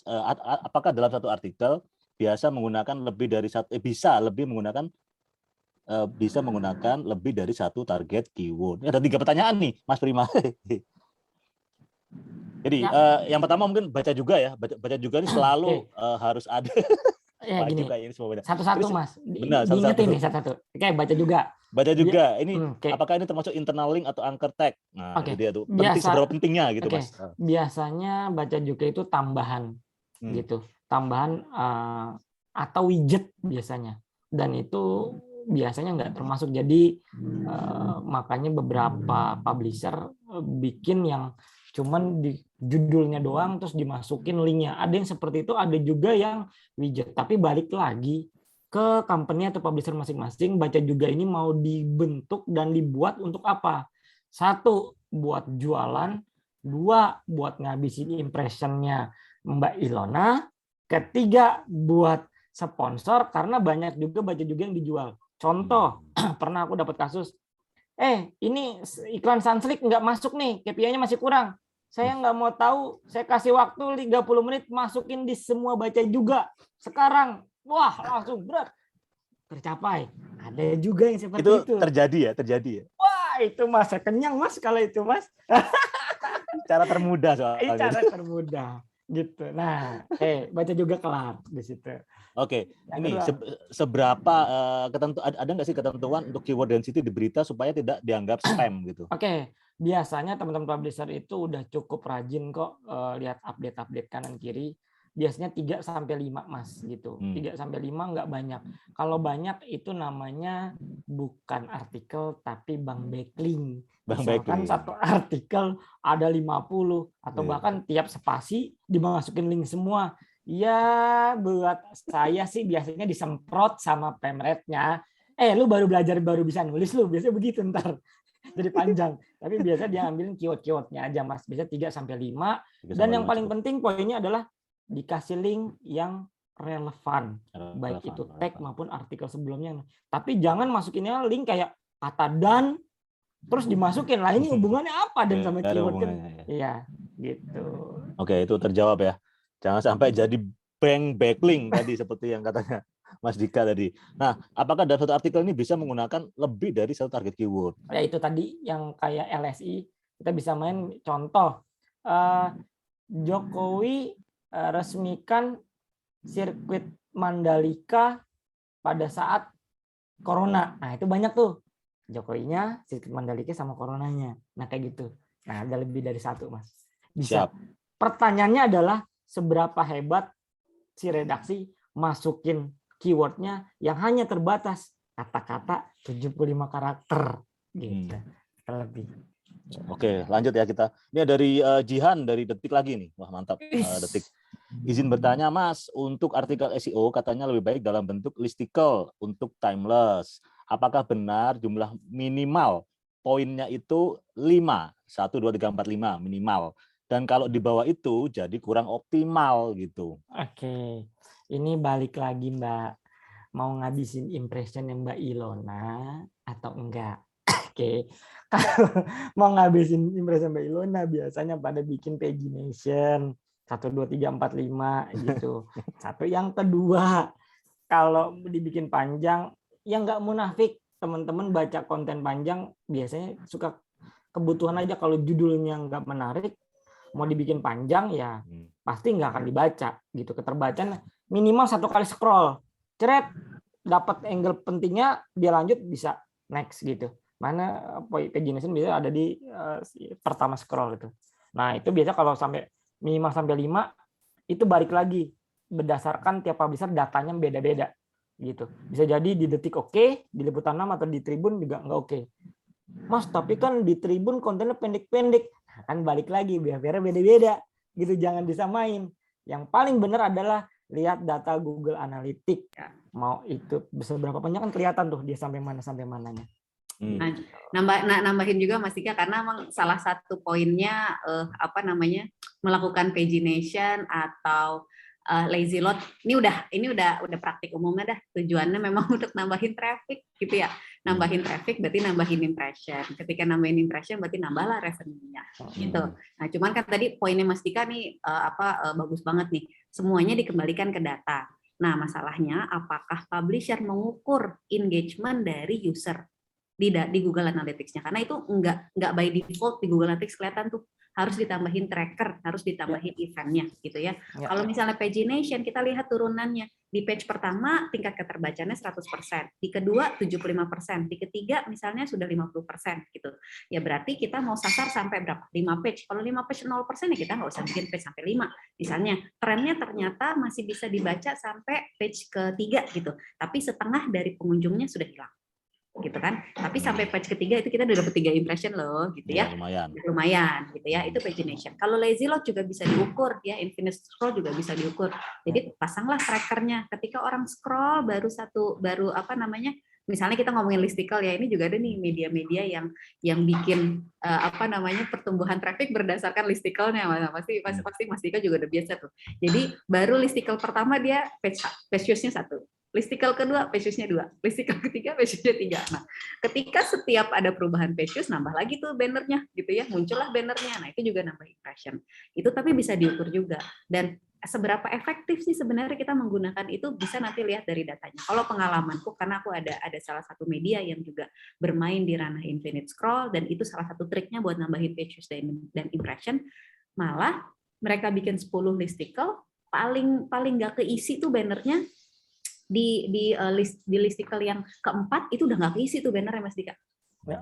Udah nggak keisi tuh. Padahal mereka bikin listicle sampai 10. Logikanya kan, wah kalau semakin banyak nanti juga impressionnya semakin besar. Oh ternyata nggak begitu kok gitu. Yang ada kemudian dari 5 sampai 10 nggak keisi, jadinya unfilled gitu ya. Unfilled itu juga ada cost-nya gitu. Nah jadi itu juga kemudian yang harus dipertimbangkan, bahwa semuanya dikembalikan ke data. Asal diukur, dipasang trackernya, ditambahin event dimensinya di Google Analytics. Gitu.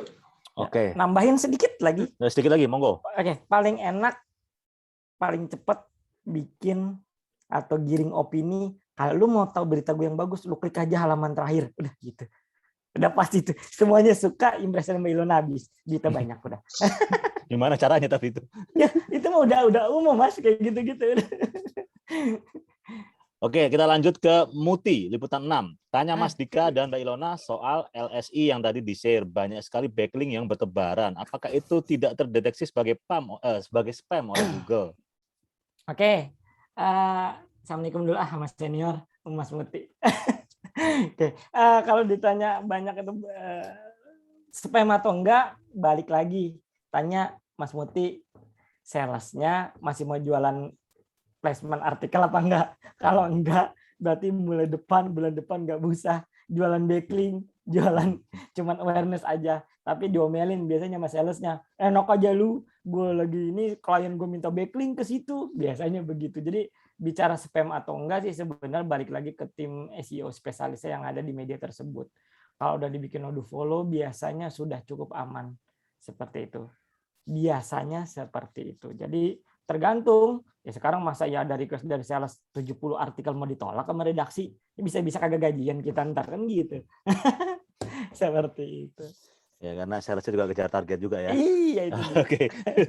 Next, ini dari senior saya nih, Mas Burhan AB dari padusi.id.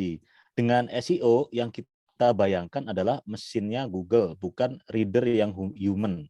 Benar nggak sih? Yang bukan human. Bukan reader yang human, gimana maksudnya? Pertanyaannya Mas. Oke. Mas AB. Aku coba bicara itu, dari kacamata hitam ya. Ini pertanyaannya kayaknya cukup unik nih. Jadi ini biasanya beberapa media ada yang pakai jeroan kayak gini sih biasanya. Dia sewa satu server di IDC gitu ya. Ini juga cara cheating buat ngabisin impression Mbak Ilona, cara cepet kayak publisher biasanya. Nyewa satu server di IDC, dia bayar IP per bulan gitu, murah 100 ribuan kira-kira per bulan. Dari situ minta dibuka misalkan /20 atau /24, bisa beribu-ribu IP, masukin pakai Selenium, masukin domain website, suruh dia ngeklikin tampilan yang ada di situ. Atau dia masuk ke Google dulu, masuk keyword misalkan tadi apa tuh, anews.com gitu ya, masuk domain utama, dia suruh klikin ke situ, dari situ suruh klikin ke iklannya, biasanya dapat cuannya seperti ada beberapa media yang pakai gitu. Itu cara cheating pakai Selenium biasanya. Kalau tadi bicara, Mas ada nggak yang ngeklikin selain human? Jawaban saya ada. Caranya gimana? Tanya engineer. Coba lu explore Selenium, udah belajar apa belum gitu biasanya. Wah, ada paham lah. Jadi ini tahu sama tahu lah. Tahu sama tahu lah. Oke, kita lanjut lagi ya. Dion dari Hopes ID.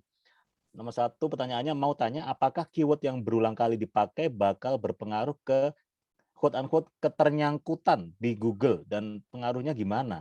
Apakah positif atau negatif? Jawabannya enggak juga. Kalau bikin keywordnya Jokowi atau yang lagi hard news atau breaking news sekarang, terus dia misalnya gini, Detik bikin 20, Liputan 50, ini banyak banget, dia bikinnya cuma 1. Terus 1 itu mau masuk di page 1 atau masuk di news. Kira-kira aja, kira-kira mungkin enggak, maksudnya begitu.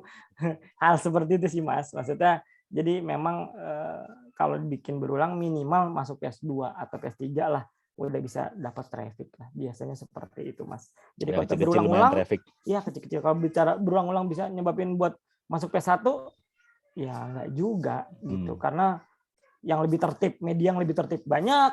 Yang lebih banyak juga bikinnya juga lebih banyak gitu. Itu ya. Oke, pertanyaan kedua soal tagging, mau nanya lebih baik mana? Tagging yang berulang kali digunakan tapi pendek atau tagging yang sesuai dengan keyword tapi hanya beberapa kali digunakan? Lah, itu mau balik lagi ke yang bikin konten. Kalau dia pas saat bikin konten misalkan Jokowi gitu. Ada juga sih beberapa media yang lucu. Misalkan contoh, pokoknya kita sepakat untuk Jokowi kita nggak pakai Jokowi ya, kita pakai Presiden RI. Nah itu unik juga tuh. Tapi pengennya dia orang nyari Jokowi dia muncul, kan lucu juga gitu loh. Dia ngetik Presiden RI, tapi pengennya Jokowi dia muncul, kan sama Mas. Secara jurnalistik saya juga tahu sama dia juga orangnya. Saya bilang gitu. Tapi kan beda keywordnya. Oh gitu ya Mas. Jadi ada beberapa media yang seperti itu. Jadi kalau dibilang tadi ya gitulah. Oke. Terjawab ya Mas kira-kira. Lanjut ke Mentari dari dailysia.com. Izin nanya, saya pernah bekerja dengan WordPress dan CMS. Ketika bekerja di WordPress, ketentuan dari perusahaan keyword harus masuk di paragraf pertama, paragraf terakhir, dan di beberapa badan artikel. Minimal 0,5% dari jumlah kata. Namun saat bekerja lewat CMS, ketentuan perusahaan adalah keyword harus ada di paragraf 1, 2, 3, 4, dan penutup. Nah, ini mana yang benar gitu? Oke, balik lagi. tergantung gunain tools SEO-nya di WordPress tersebut apa. Pakai Yoast beda, pakai all-in-one page beda gitu. Nah, kalau saya media nggak mau pusing, ambil yang bagus, logiknya taruh di CMS. Jadi udah nggak peduli lagi yang namanya mau 3, mau 5 untuk ditaruh ke dalam konten tersebut. Tapi yang pasti harus ada keyword-nya gitu. Ya, intinya nggak ada satu solusi yang bisa untuk semua lah Mas ya istilahnya ya. Karena tiap tools SEO beda-beda, Mas. Yang beda-beda, iya. Iya. Oke, lanjut. Next, Rendra dari hops.id. Hops atau hoops ini? Hoops ya. Soal konten duplikat. Nah, ini penting. Sering kita temui banyak berita yang mirip-mirip. Pertanyaan pertama, seperti apa crawler mesin membacanya? Terkadang banyak juga konten duplikat. Nah, gitu. Nah, ini bicara duplikat ini duplikat di internal apa eksternal? Maksudnya dalam arti contoh Tribun versus Detik, Tribun versus Kompas, atau apa versus apa. Kan kalau kita tahu ini meninggal dunia, wah ada berjejer tuh meninggal dunia kronologi, padahal isinya mah dia juga. Nah balik lagi biasanya ke kecepatan sih Mas. Kecepatan si publisher tersebut dalam buat konten. Mas, tapi gue udah bikin, nah ini juga pernah nih, gue juga rame nih. Mas, gue udah bikin cepet, lo boleh tes cek. Yang media lain belum ada yang bikin. Gue udah bikin nomor 1. Bahkan gue sampai tidur di depan ruangannya buat dapet kontennya. Kok kenapa media sebelah yang nyangkut? Jawabannya gini, Bapak kelewat tidur kali Pak bikin kontennya. Kalau yang sebelah, begitu Bapak publish, langsung muncul. Ternyata ada, ini ada tips and trick biasanya media nih mainnya begini.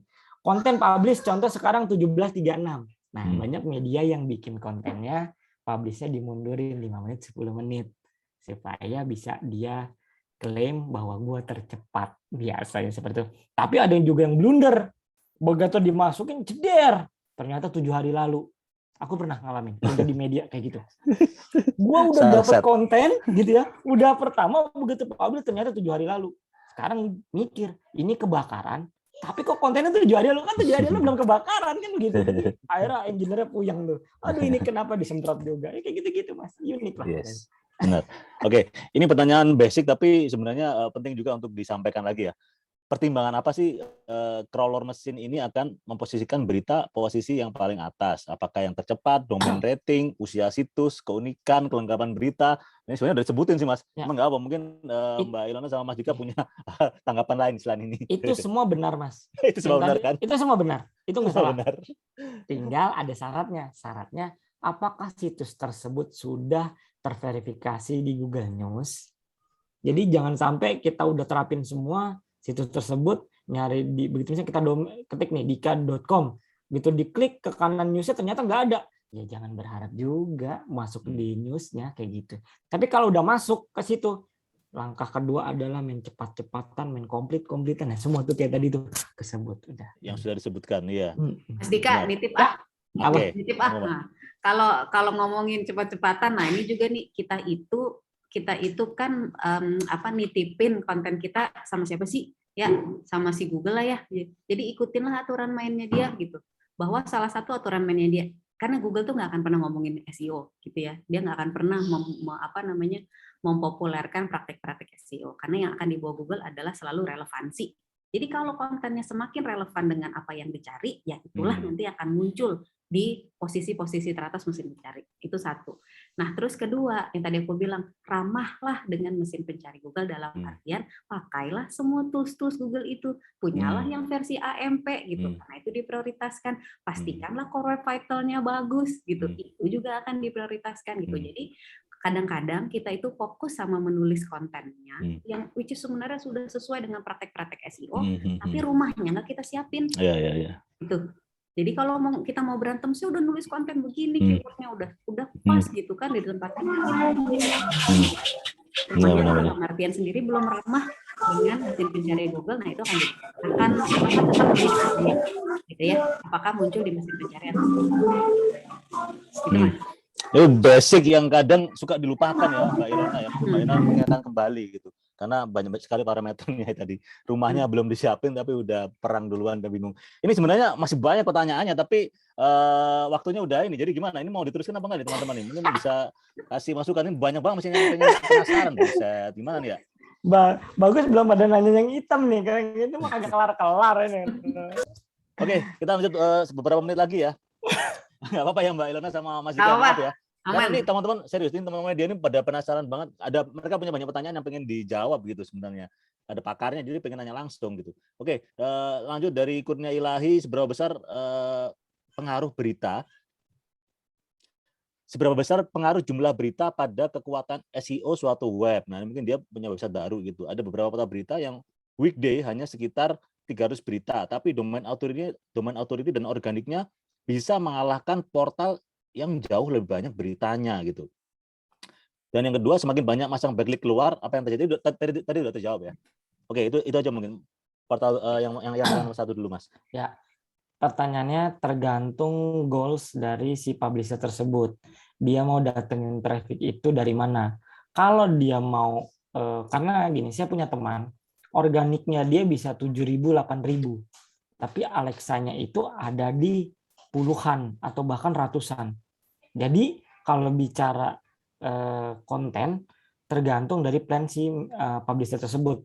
Dia mau ambil datengin traffic itu, gue mau fokus misalkan ke organik aja datengin, ya udah nggak perlu banyak-banyak, dapat 2-3 konten, optimasi MSS spesialisnya udah kayak 1, maintain dengan backlink. Biasanya seperti itu. Kecuali mau balap-balapan tadi. Nah, kalau media kan balap-balapan source-nya nggak hanya organik, tapi banyak. Nah, itu yang terkadang menjadi salah kaprah. Organik gue hebat nih, udah ngalahin lu. Sedangkan misalnya publisher gede nih, PAD-nya gede gitu. Organiknya kecil. Ada yang PAD-nya kecil tapi organiknya gede. Nah, itu banyak banget, Mas, kayak gitu. Nah, itu biasanya makanan para blogger-blogger tuh. Betul. Cari cuan. Oke, lanjut. Ini hari ini TechBiz ini menarik pertanyaannya. Juli lalu Google meluncurkan algoritma update yang fokusnya pada core web vital atau pengalaman halaman sebagai faktor ranking. Berapa persentase antara CVW dan on-page SEO untuk menentukan artikel tersebut layak di page 1 row 1. Ini penting. Oke, pertama lihat di Search Console, kedua lihat di Google Analytics datanya. Karena kita tidak bisa menyamakan website yang satu dengan yang lain, walaupun Google kasih pakem nih, update, kayak gitu kan, lo harus begini, tapi belum tentu di website A ini begini. Makanya biasanya para SEO spesialis itu gabung di forum buat lihat, karena ada media yang kena impact, ada juga yang enggak dengan update-nya. Padahal mereka udah menerapkan hal yang sama, dan yang satu lagi nggak menerapkan bagus. Jadi kan unik juga, jadi nggak bisa disamaratakan untuk page 1. Kita lihat balikin ke datanya masing-masing. Dari situ baru justifikasi discuss dengan engineer kalau memang perlu adanya perombakan dirombak, kalau tidak gitu biasanya. Karena kemarin memang sempat banyak yang ngeluh bahwa trafficnya beberapa media turun, Mas, gitu. Nah, ini lanjut dari Wiku, teman saya ini soal masih juga sama pertanyaannya soal Google Update. Seberapa penting kita ikut Google Update? Apakah strategi SEO juga harus berubah seiring update dari Google? Atau kita bisa nunggu waktu dulu, nggak langsung berubah? Nah, tadi melanjutkan sedikit dari pertanyaannya dengan apa yang disampaikan Mas Dika tadi. Ya, kalau ditanya gimana update ya harusnya sih ngikutin terus. Harusnya ngikutin, karena lu mau cari cuannya kan dari Google. Gitu. Nah, balik lagi. Kalau memang belum berimpact terhadap website, jalanin aja dulu. Jadi jangan mau ditakut-takutin juga sama Google. Karena ada beberapa media yang menurut saya dia nggak terlalu Google banget nurutin update tadi, tapi tetap oke kok, tetap page 1. Jadi begitu kena impact baru kita lihat nih di Search Console kelihatan tuh tadi ada CTR. Keyword apa yang turun? Udah hajar lagi bikin konten itu buat naikin lagi. Begitu Mas biasanya kalau teman-teman lihat di Search Console keyword CTR baru, terus yang turun tambahin aja bikin konten. Guys, nitip ini gitu biasanya. Oke. Mbak Ilona sama Mas Dika ini kira-kira mau jawab berapa pertanyaan lagi? Saya terserah moderator mau waktu. Kalau itu saya ikut aja. Ya, dikit lagi ya ini ya. Aduh, aku takutnya ini sakit hati nih. Aduh, Mas, pertanyaan nggak dijawab. Sorry. Ini gimana nih? Oke, Ayub dari Bisnis Indonesia. Cak bertanya, gimana hubungan semantik web dengan korelasinya, bagaimana hubungan semantik web dan korelasinya dengan search engine? Nah, itu yang pertama. Oke, semantik ini pengemasan ya Mas. Kalau bicara semantik, pengemasan cara menulis. Jadi kalau tadi hubungannya dengan page gitu ya, itu biasanya sudah tersetup dari tim engineer untuk misalkan URL bentuknya begitu segalanya. Tapi kalau untuk semantik biasanya balik lagi ke seberapa besar daya jelajah si content writer tersebut dalam membidik keyword gitu. Dia mau jadiin 1 kali tembak atau 1 konten buat 3 keyword, itu tergantung. Tinggal kebijakannya di masing-masing. Kita jangan bikin yang single keyword ya biar tenaga lu nggak habis, kita bikin LSI aja. Harus bisa mengaitkan keyword satu dengan keyword yang lainnya supaya lu nggak buang-buang tenaga. Ada juga yang seperti itu. Nah, buat Mas Ayub, salam kenal juga.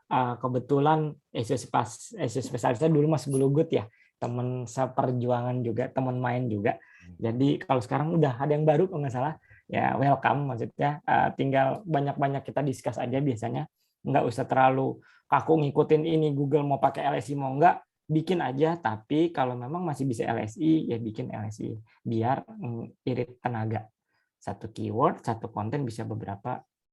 Satu konten bisa buat beberapa keyword. Gitu. Oke, Mas Ayub, aku kasih 1 doang ya pertanyaannya ya. Masih yang lain soalnya masih banyak. Nih, Mbak Yona, ini ada yang nanya nih.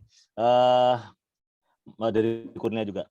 Sering kita bikin berita dari Google Trend, bahkan bisa jadi yang tercepat top stories. Tapi ternyata unique visitor-nya kecil juga. Jadi seberapa efektif kita cari user dari berbasis Google Trend ini gitu. Terus yang kedua, bagaimana strategi agar berita kita banyak diambil dan ditampilkan di discover yang tadi mobile mungkin tadi ya. Itu juga penting juga tuh Mbak. Oke, berarti seberapa efektif sih menurutku tetap harus dilakukan gitu ya. Udah ini platform gratisan, terus kemudian sudah juga mengindikasikan hasil pencarian dari pembaca sih tetap digunakan. Nah, sekarang kan masalahnya kenapa kemudian UV-nya kecil gitu. Itu kan berarti engagement rate-nya rendah tuh dari orang yang melihat bahwa artikel kita keluar kok di mesin pencari tapi nggak ngeklik. Nah, ya kan? Berarti nggak ngeklik tuh mereka. Berarti yang harus kita koreksi kemudian apa yang membuat mereka nggak mau ngeklik ya? Bisa jadi website-website lain yang juga keluar di hasil pencarian yang sama gitu ya, clickbait-nya lebih bagus 1 gitu ya, jadi indikasi untuk ngekliknya lebih tinggi gitu. Jujur Bang. Iya ada lah yang kayak gitu-gitu ya kan Mas. Terus atau memang kita munculnya nggak ternyata di top posisi gitu ya, bisa jadi begitu. Jadi berarti yang harus dilihat apa yang mengindikasikan engagement rate atau potensi klik kita lebih rendah gitu. Nah terus yang kedua, apa sih strateginya ya bisa banyak tampil di Discover. Kalau ngomongin yang hitam nanyanya ke Mas Dika ya, aku ngomongin yang putihnya aja. Iya. Jadi supaya tampil di Discover sebenarnya Google ada kasih kok support help-nya gitu ya, beberapa dokumentasi. Poinnya adalah kontennya harus relevan gitu ya, kontennya harus bermanfaat, ditulis sesuai dengan nilai jurnalistik, kontennya fresh gitu. Kemudian sesuai dengan lokasinya, bahasanya, ketertarikan pembaca, ada manfaatnya dan juga preferensi pembaca. Nah, itu ada di tataran tentang Google Discovery, teman-teman bisa lihat di situ gitu. Balik lagi kalau itemnya tanya ke Mas Dika. Siap. Oke, teman-teman ini kan ini pertanyaan banyak banget ya. Jadi kita juga kasih ini ya link di di tempat pesan apa sih namanya itu? Di chat itu bisa diklik. Kira-kira apalagi yang pengen diketahuin gitu nanti di tema workshop berikutnya sama Mbak Ilon juga sama Mas Dika juga gitu. Waduh. Tolong diisi. Kira-kira apa lagi yang pengen diketahui? Mas Bambang ini kira-kira gimana? Udah mau maghrib ini Mbak Ilona mau sholat maghrib soalnya. Gimana? Jadi mau diterusin apa mau langsung door prize dulu nih Mas? Door prize saja dari ini sepertinya udah mepet. Udah mepet ya? Ya udah, aduh teman-teman maaf banget ya. Ini lebih lama dari yang dibayangkan karena masih beberapa pertanyaan masih belum terjawab ya. Mohon maaf banget. Jadi kita langsung ke yang ditunggu kedua tadi yang saya bilang door prize gitu. Oke Mas Bambang, langsung aja kita mainkan lah. Mas Dika, Mbak Ilona, gila ini. Pak Edi Kurniawan. Oh Pak Edi ya, Pak Edi. Tadi udah banyak banget ya masukan dan ilmu yang kita dapat dari sesi yang sangat singkat ini. Sepertinya harus ada episode 2. Iya benar emang. Ntar kita bikin series kayak Netflix, kita panjangin seriesnya 2, 3, 4, 5, 6 banyak lah gitu. Jangan lupa dijual Mas Danang. Iya. Wes. Tenang. Itu nanti aja di balik layar. Itu Japri. Oke, langsung aja ya. Ditunggu seri 2-nya. Oke, siap. Kita putar Wheel of Name. Oke, Wheel of Names. Oke. Roda namanya. Oke, Pak Edi langsung diputar. Siapakah yang mendapatkan satu It Air Purifier? It Air Purifier. Oke. Hadiah pertama, It Air Purifier Aldiro Pikiran Rakyat. Jadi kemarin ini dia nanya-nanya tablet ini. Akhirnya dia malah dapat ini apa namanya? Mas Aldironya ada hadir? Masih hadir nggak? Kayaknya hadir sih, ini masih 110. Tadi manteng 110 ya, luar biasa. Oke, Hadir ya? Aldiro. Selamat Anda mendapatkan. Anda nggak dapat tablet dari saya, tapi dapat itu It Air Purifier dari Forward. Asik. Next, oke, Mas Bambang, kita buka yang kedua. Ini mendapatkan apa? Samsung Galaxy Tab ya. Samsung Galaxy Tab S7 Lite ya. A7. A7 Lite. Samsung Galaxy Tab A7 Lite. Nah, ini tablet di masa pandemi penting banget. Dan yang pemenangnya adalah Zihan dari Next Trend. Luar biasa Zihan. Selamat Anda mendapatkan tablet. Jangan dijual, dipakai aja buat Zoom, buat sekolah, buat anak, buat teman, saudara, dan lain-lain. Oke? Zihan hadir juga ya, Zihan? Ada hadir lah pokoknya. Ada Nanti kita kontak. Kayak ditanya Kalau dulu nggak deh. Ada kalau nggak ada mending ini. Iya, coba. Zihan, Zihan ini masih mantau nggak nih? Saya disuruh. Kalau nggak lemah dengan yang lain nanti. Kasihan yang Banyak untuk juga yang terakhir minat soalnya. Zihan Hitung ya. ada di ini bisa dicek 3, 2, ininya 1 apa namanya gitu, di chat. Panggilan kepada Zihan 1 di chat bisa kasih kode oke gitu atau saya hadir. Nah, gitu. Gimana? Zihan 3. panggilan pertama. Zihan panggilan kedua. Zihan panggilan ketiga. Halus. Angus ya? Angus. Oh my God, Zihan. Oke, kita putar lagi ya. Mohon maaf. Kita putar lagi. Oke. Lanjut. Ternyata roda keberuntungan masih berputar, teman-teman. Siapakah yang akan mendapatkan sebuah tablet dari Samsung, tablet Mas Dayu. Galaxy A yang terbaik. Loh, kok gue Nih. belum dapat? Oh, Ini ada Dayu nih, mau orangnya putar. Ada Mas nih. Dayu ada ya? Nah, udah. Ada, Mas ada. Dayu Di- ada orangnya. Partisipan ada. Hadir. Oh, siap perintah. Oke, Mas Aldiro tadi ada ya? Aldiro. Gue panggil lagi nih, Lo. Lo hadir nggak, Lo? Nah, ini kita panggil lagi, kita paksa ini kita. Panggil lagi, Aldiro. Aldiro, panggilan. Coba kamu kasih kode kalau kamu hadir. Aldiro panggilan 1. Aldiro panggilan 2. Gak ada. Aldiro Kalau panggilan nggak 3. melambaikan tangan, kalau nggak kuat melambaikan tangan ke kamera. Iya. Gimana Sob Bem? Berarti Mas Bems? putar lagi berarti. Putar lagi. Angus ya? Putar lagi Angus. Oke, Aldiro, kamu belum beruntung, Bro. Gimana sih? Lu dateng gimana ke sini? Oke, panggilan kita putar lagi ya untuk mendapatkan It Air Purifier terbaik. Wis, Ida Telset. Hadir orangnya? Mbak Ida? Wah, orang dalam ini. Orang dalam nih. Mbak Ida hadir. Hadir. Oke. Hadir, Pas langsung banget dicepatkan. maghrib ya, teman-teman, acaranya. Oke, Mas Bam, masih ada pengumuman lagi nggak? Ini udah maghrib. Ada pengumuman nanti 10 penanya terpilih mendapat saldo 100.000 masing-masing. Nanti akan dihubungi panitia. Itu duit dari mana Mas Bam? Buset. Kita punya duit ya Forward ya.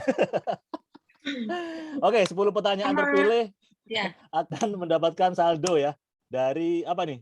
Mata uangnya apa nih? Potong gaji panitia Ini gitu ya. persembahan dari ini, Doge atau Ether? persembahan dari Forward dan Numedia ini. Oke, Mantap. oke, siap. Jadi 10 pertanyaan terpilih akan langsung dikontak oleh panitia ya. Jangan Oke, lupa isi bener ya? kuesioner Mas dan Mas Oh ya, Cadan. jangan lupa ngisi kuesioner. Kita butuh masukan juga. Nextnya kita mau bahas apa ini? Soal Linknya di chat. SEO dan lain-lain. Kita butuh masukan dari teman-teman semua. Dan ini sekali lagi saya ingatkan bahwa Forward ini terbuka untuk semua teman-teman wartawan Tekno ya. Kita bisa gabung. Kita juga lagi berusaha untuk bikin keanggotaan yang akan lebih solid lah. Jadi teman-teman bisa langsung bisa gabung dan daftar. masih banyak benefit-benefit yang kita lagi rancang lah istilahnya kayak gitu sampai akhir tahun ini. Dan sekali lagi saya mau terima kasih Mas untuk Dadan. narasumber. Siap. Punten. Sedikit lagi? untuk pemenang tadi minta tolong foto KTP, alamat lengkap untuk pengiriman barang dan kode pos, nomor telepon dan dari media mana nanti tolong diinfo ke panitia. Oh siap Mbak Ika. Biar bisa Mbak Ica, kekirim. Kalau nggak ada alamat nggak bisa kekirim, nah, ini penting bagaimana? nih. Ini saya Mbak Ica yang ngurusin soalnya nih. Jadi jangan lupa foto sama KTP ya. Nah gitu ya. Gitu ya Mbak Ica ya. Foto KTP, Nggak usah ya, nggak usah ya. nggak usah. Foto KTP yang lain.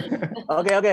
Terima kasih Mbak Ica. Oke tadi ya udah itu. Sekali lagi saya terima kasih buat Mas Dika sama Mbak Ilona, materinya sangat bermanfaat banget. Terima kasih udah datang ke acara Forward. Terima kasih juga buat New Media yang udah mengkoordinasi acara ini dan juga Era Jaya yang terbaik ngasih mendukung support kita semua gitu.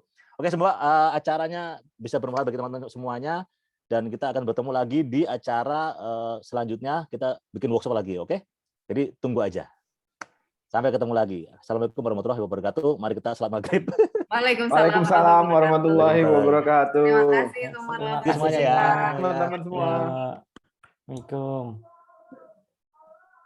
Yang mau ngobrol-ngobrol masih boleh lanjut kan? Terima kasih.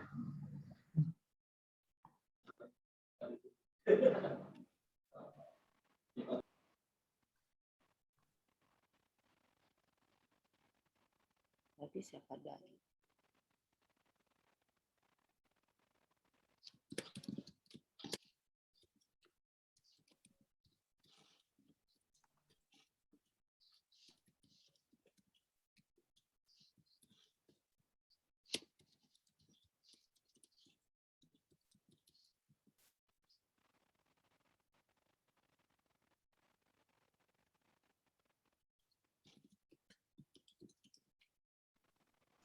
Khusus untuk Baidan, hadiahnya diambil di kantor.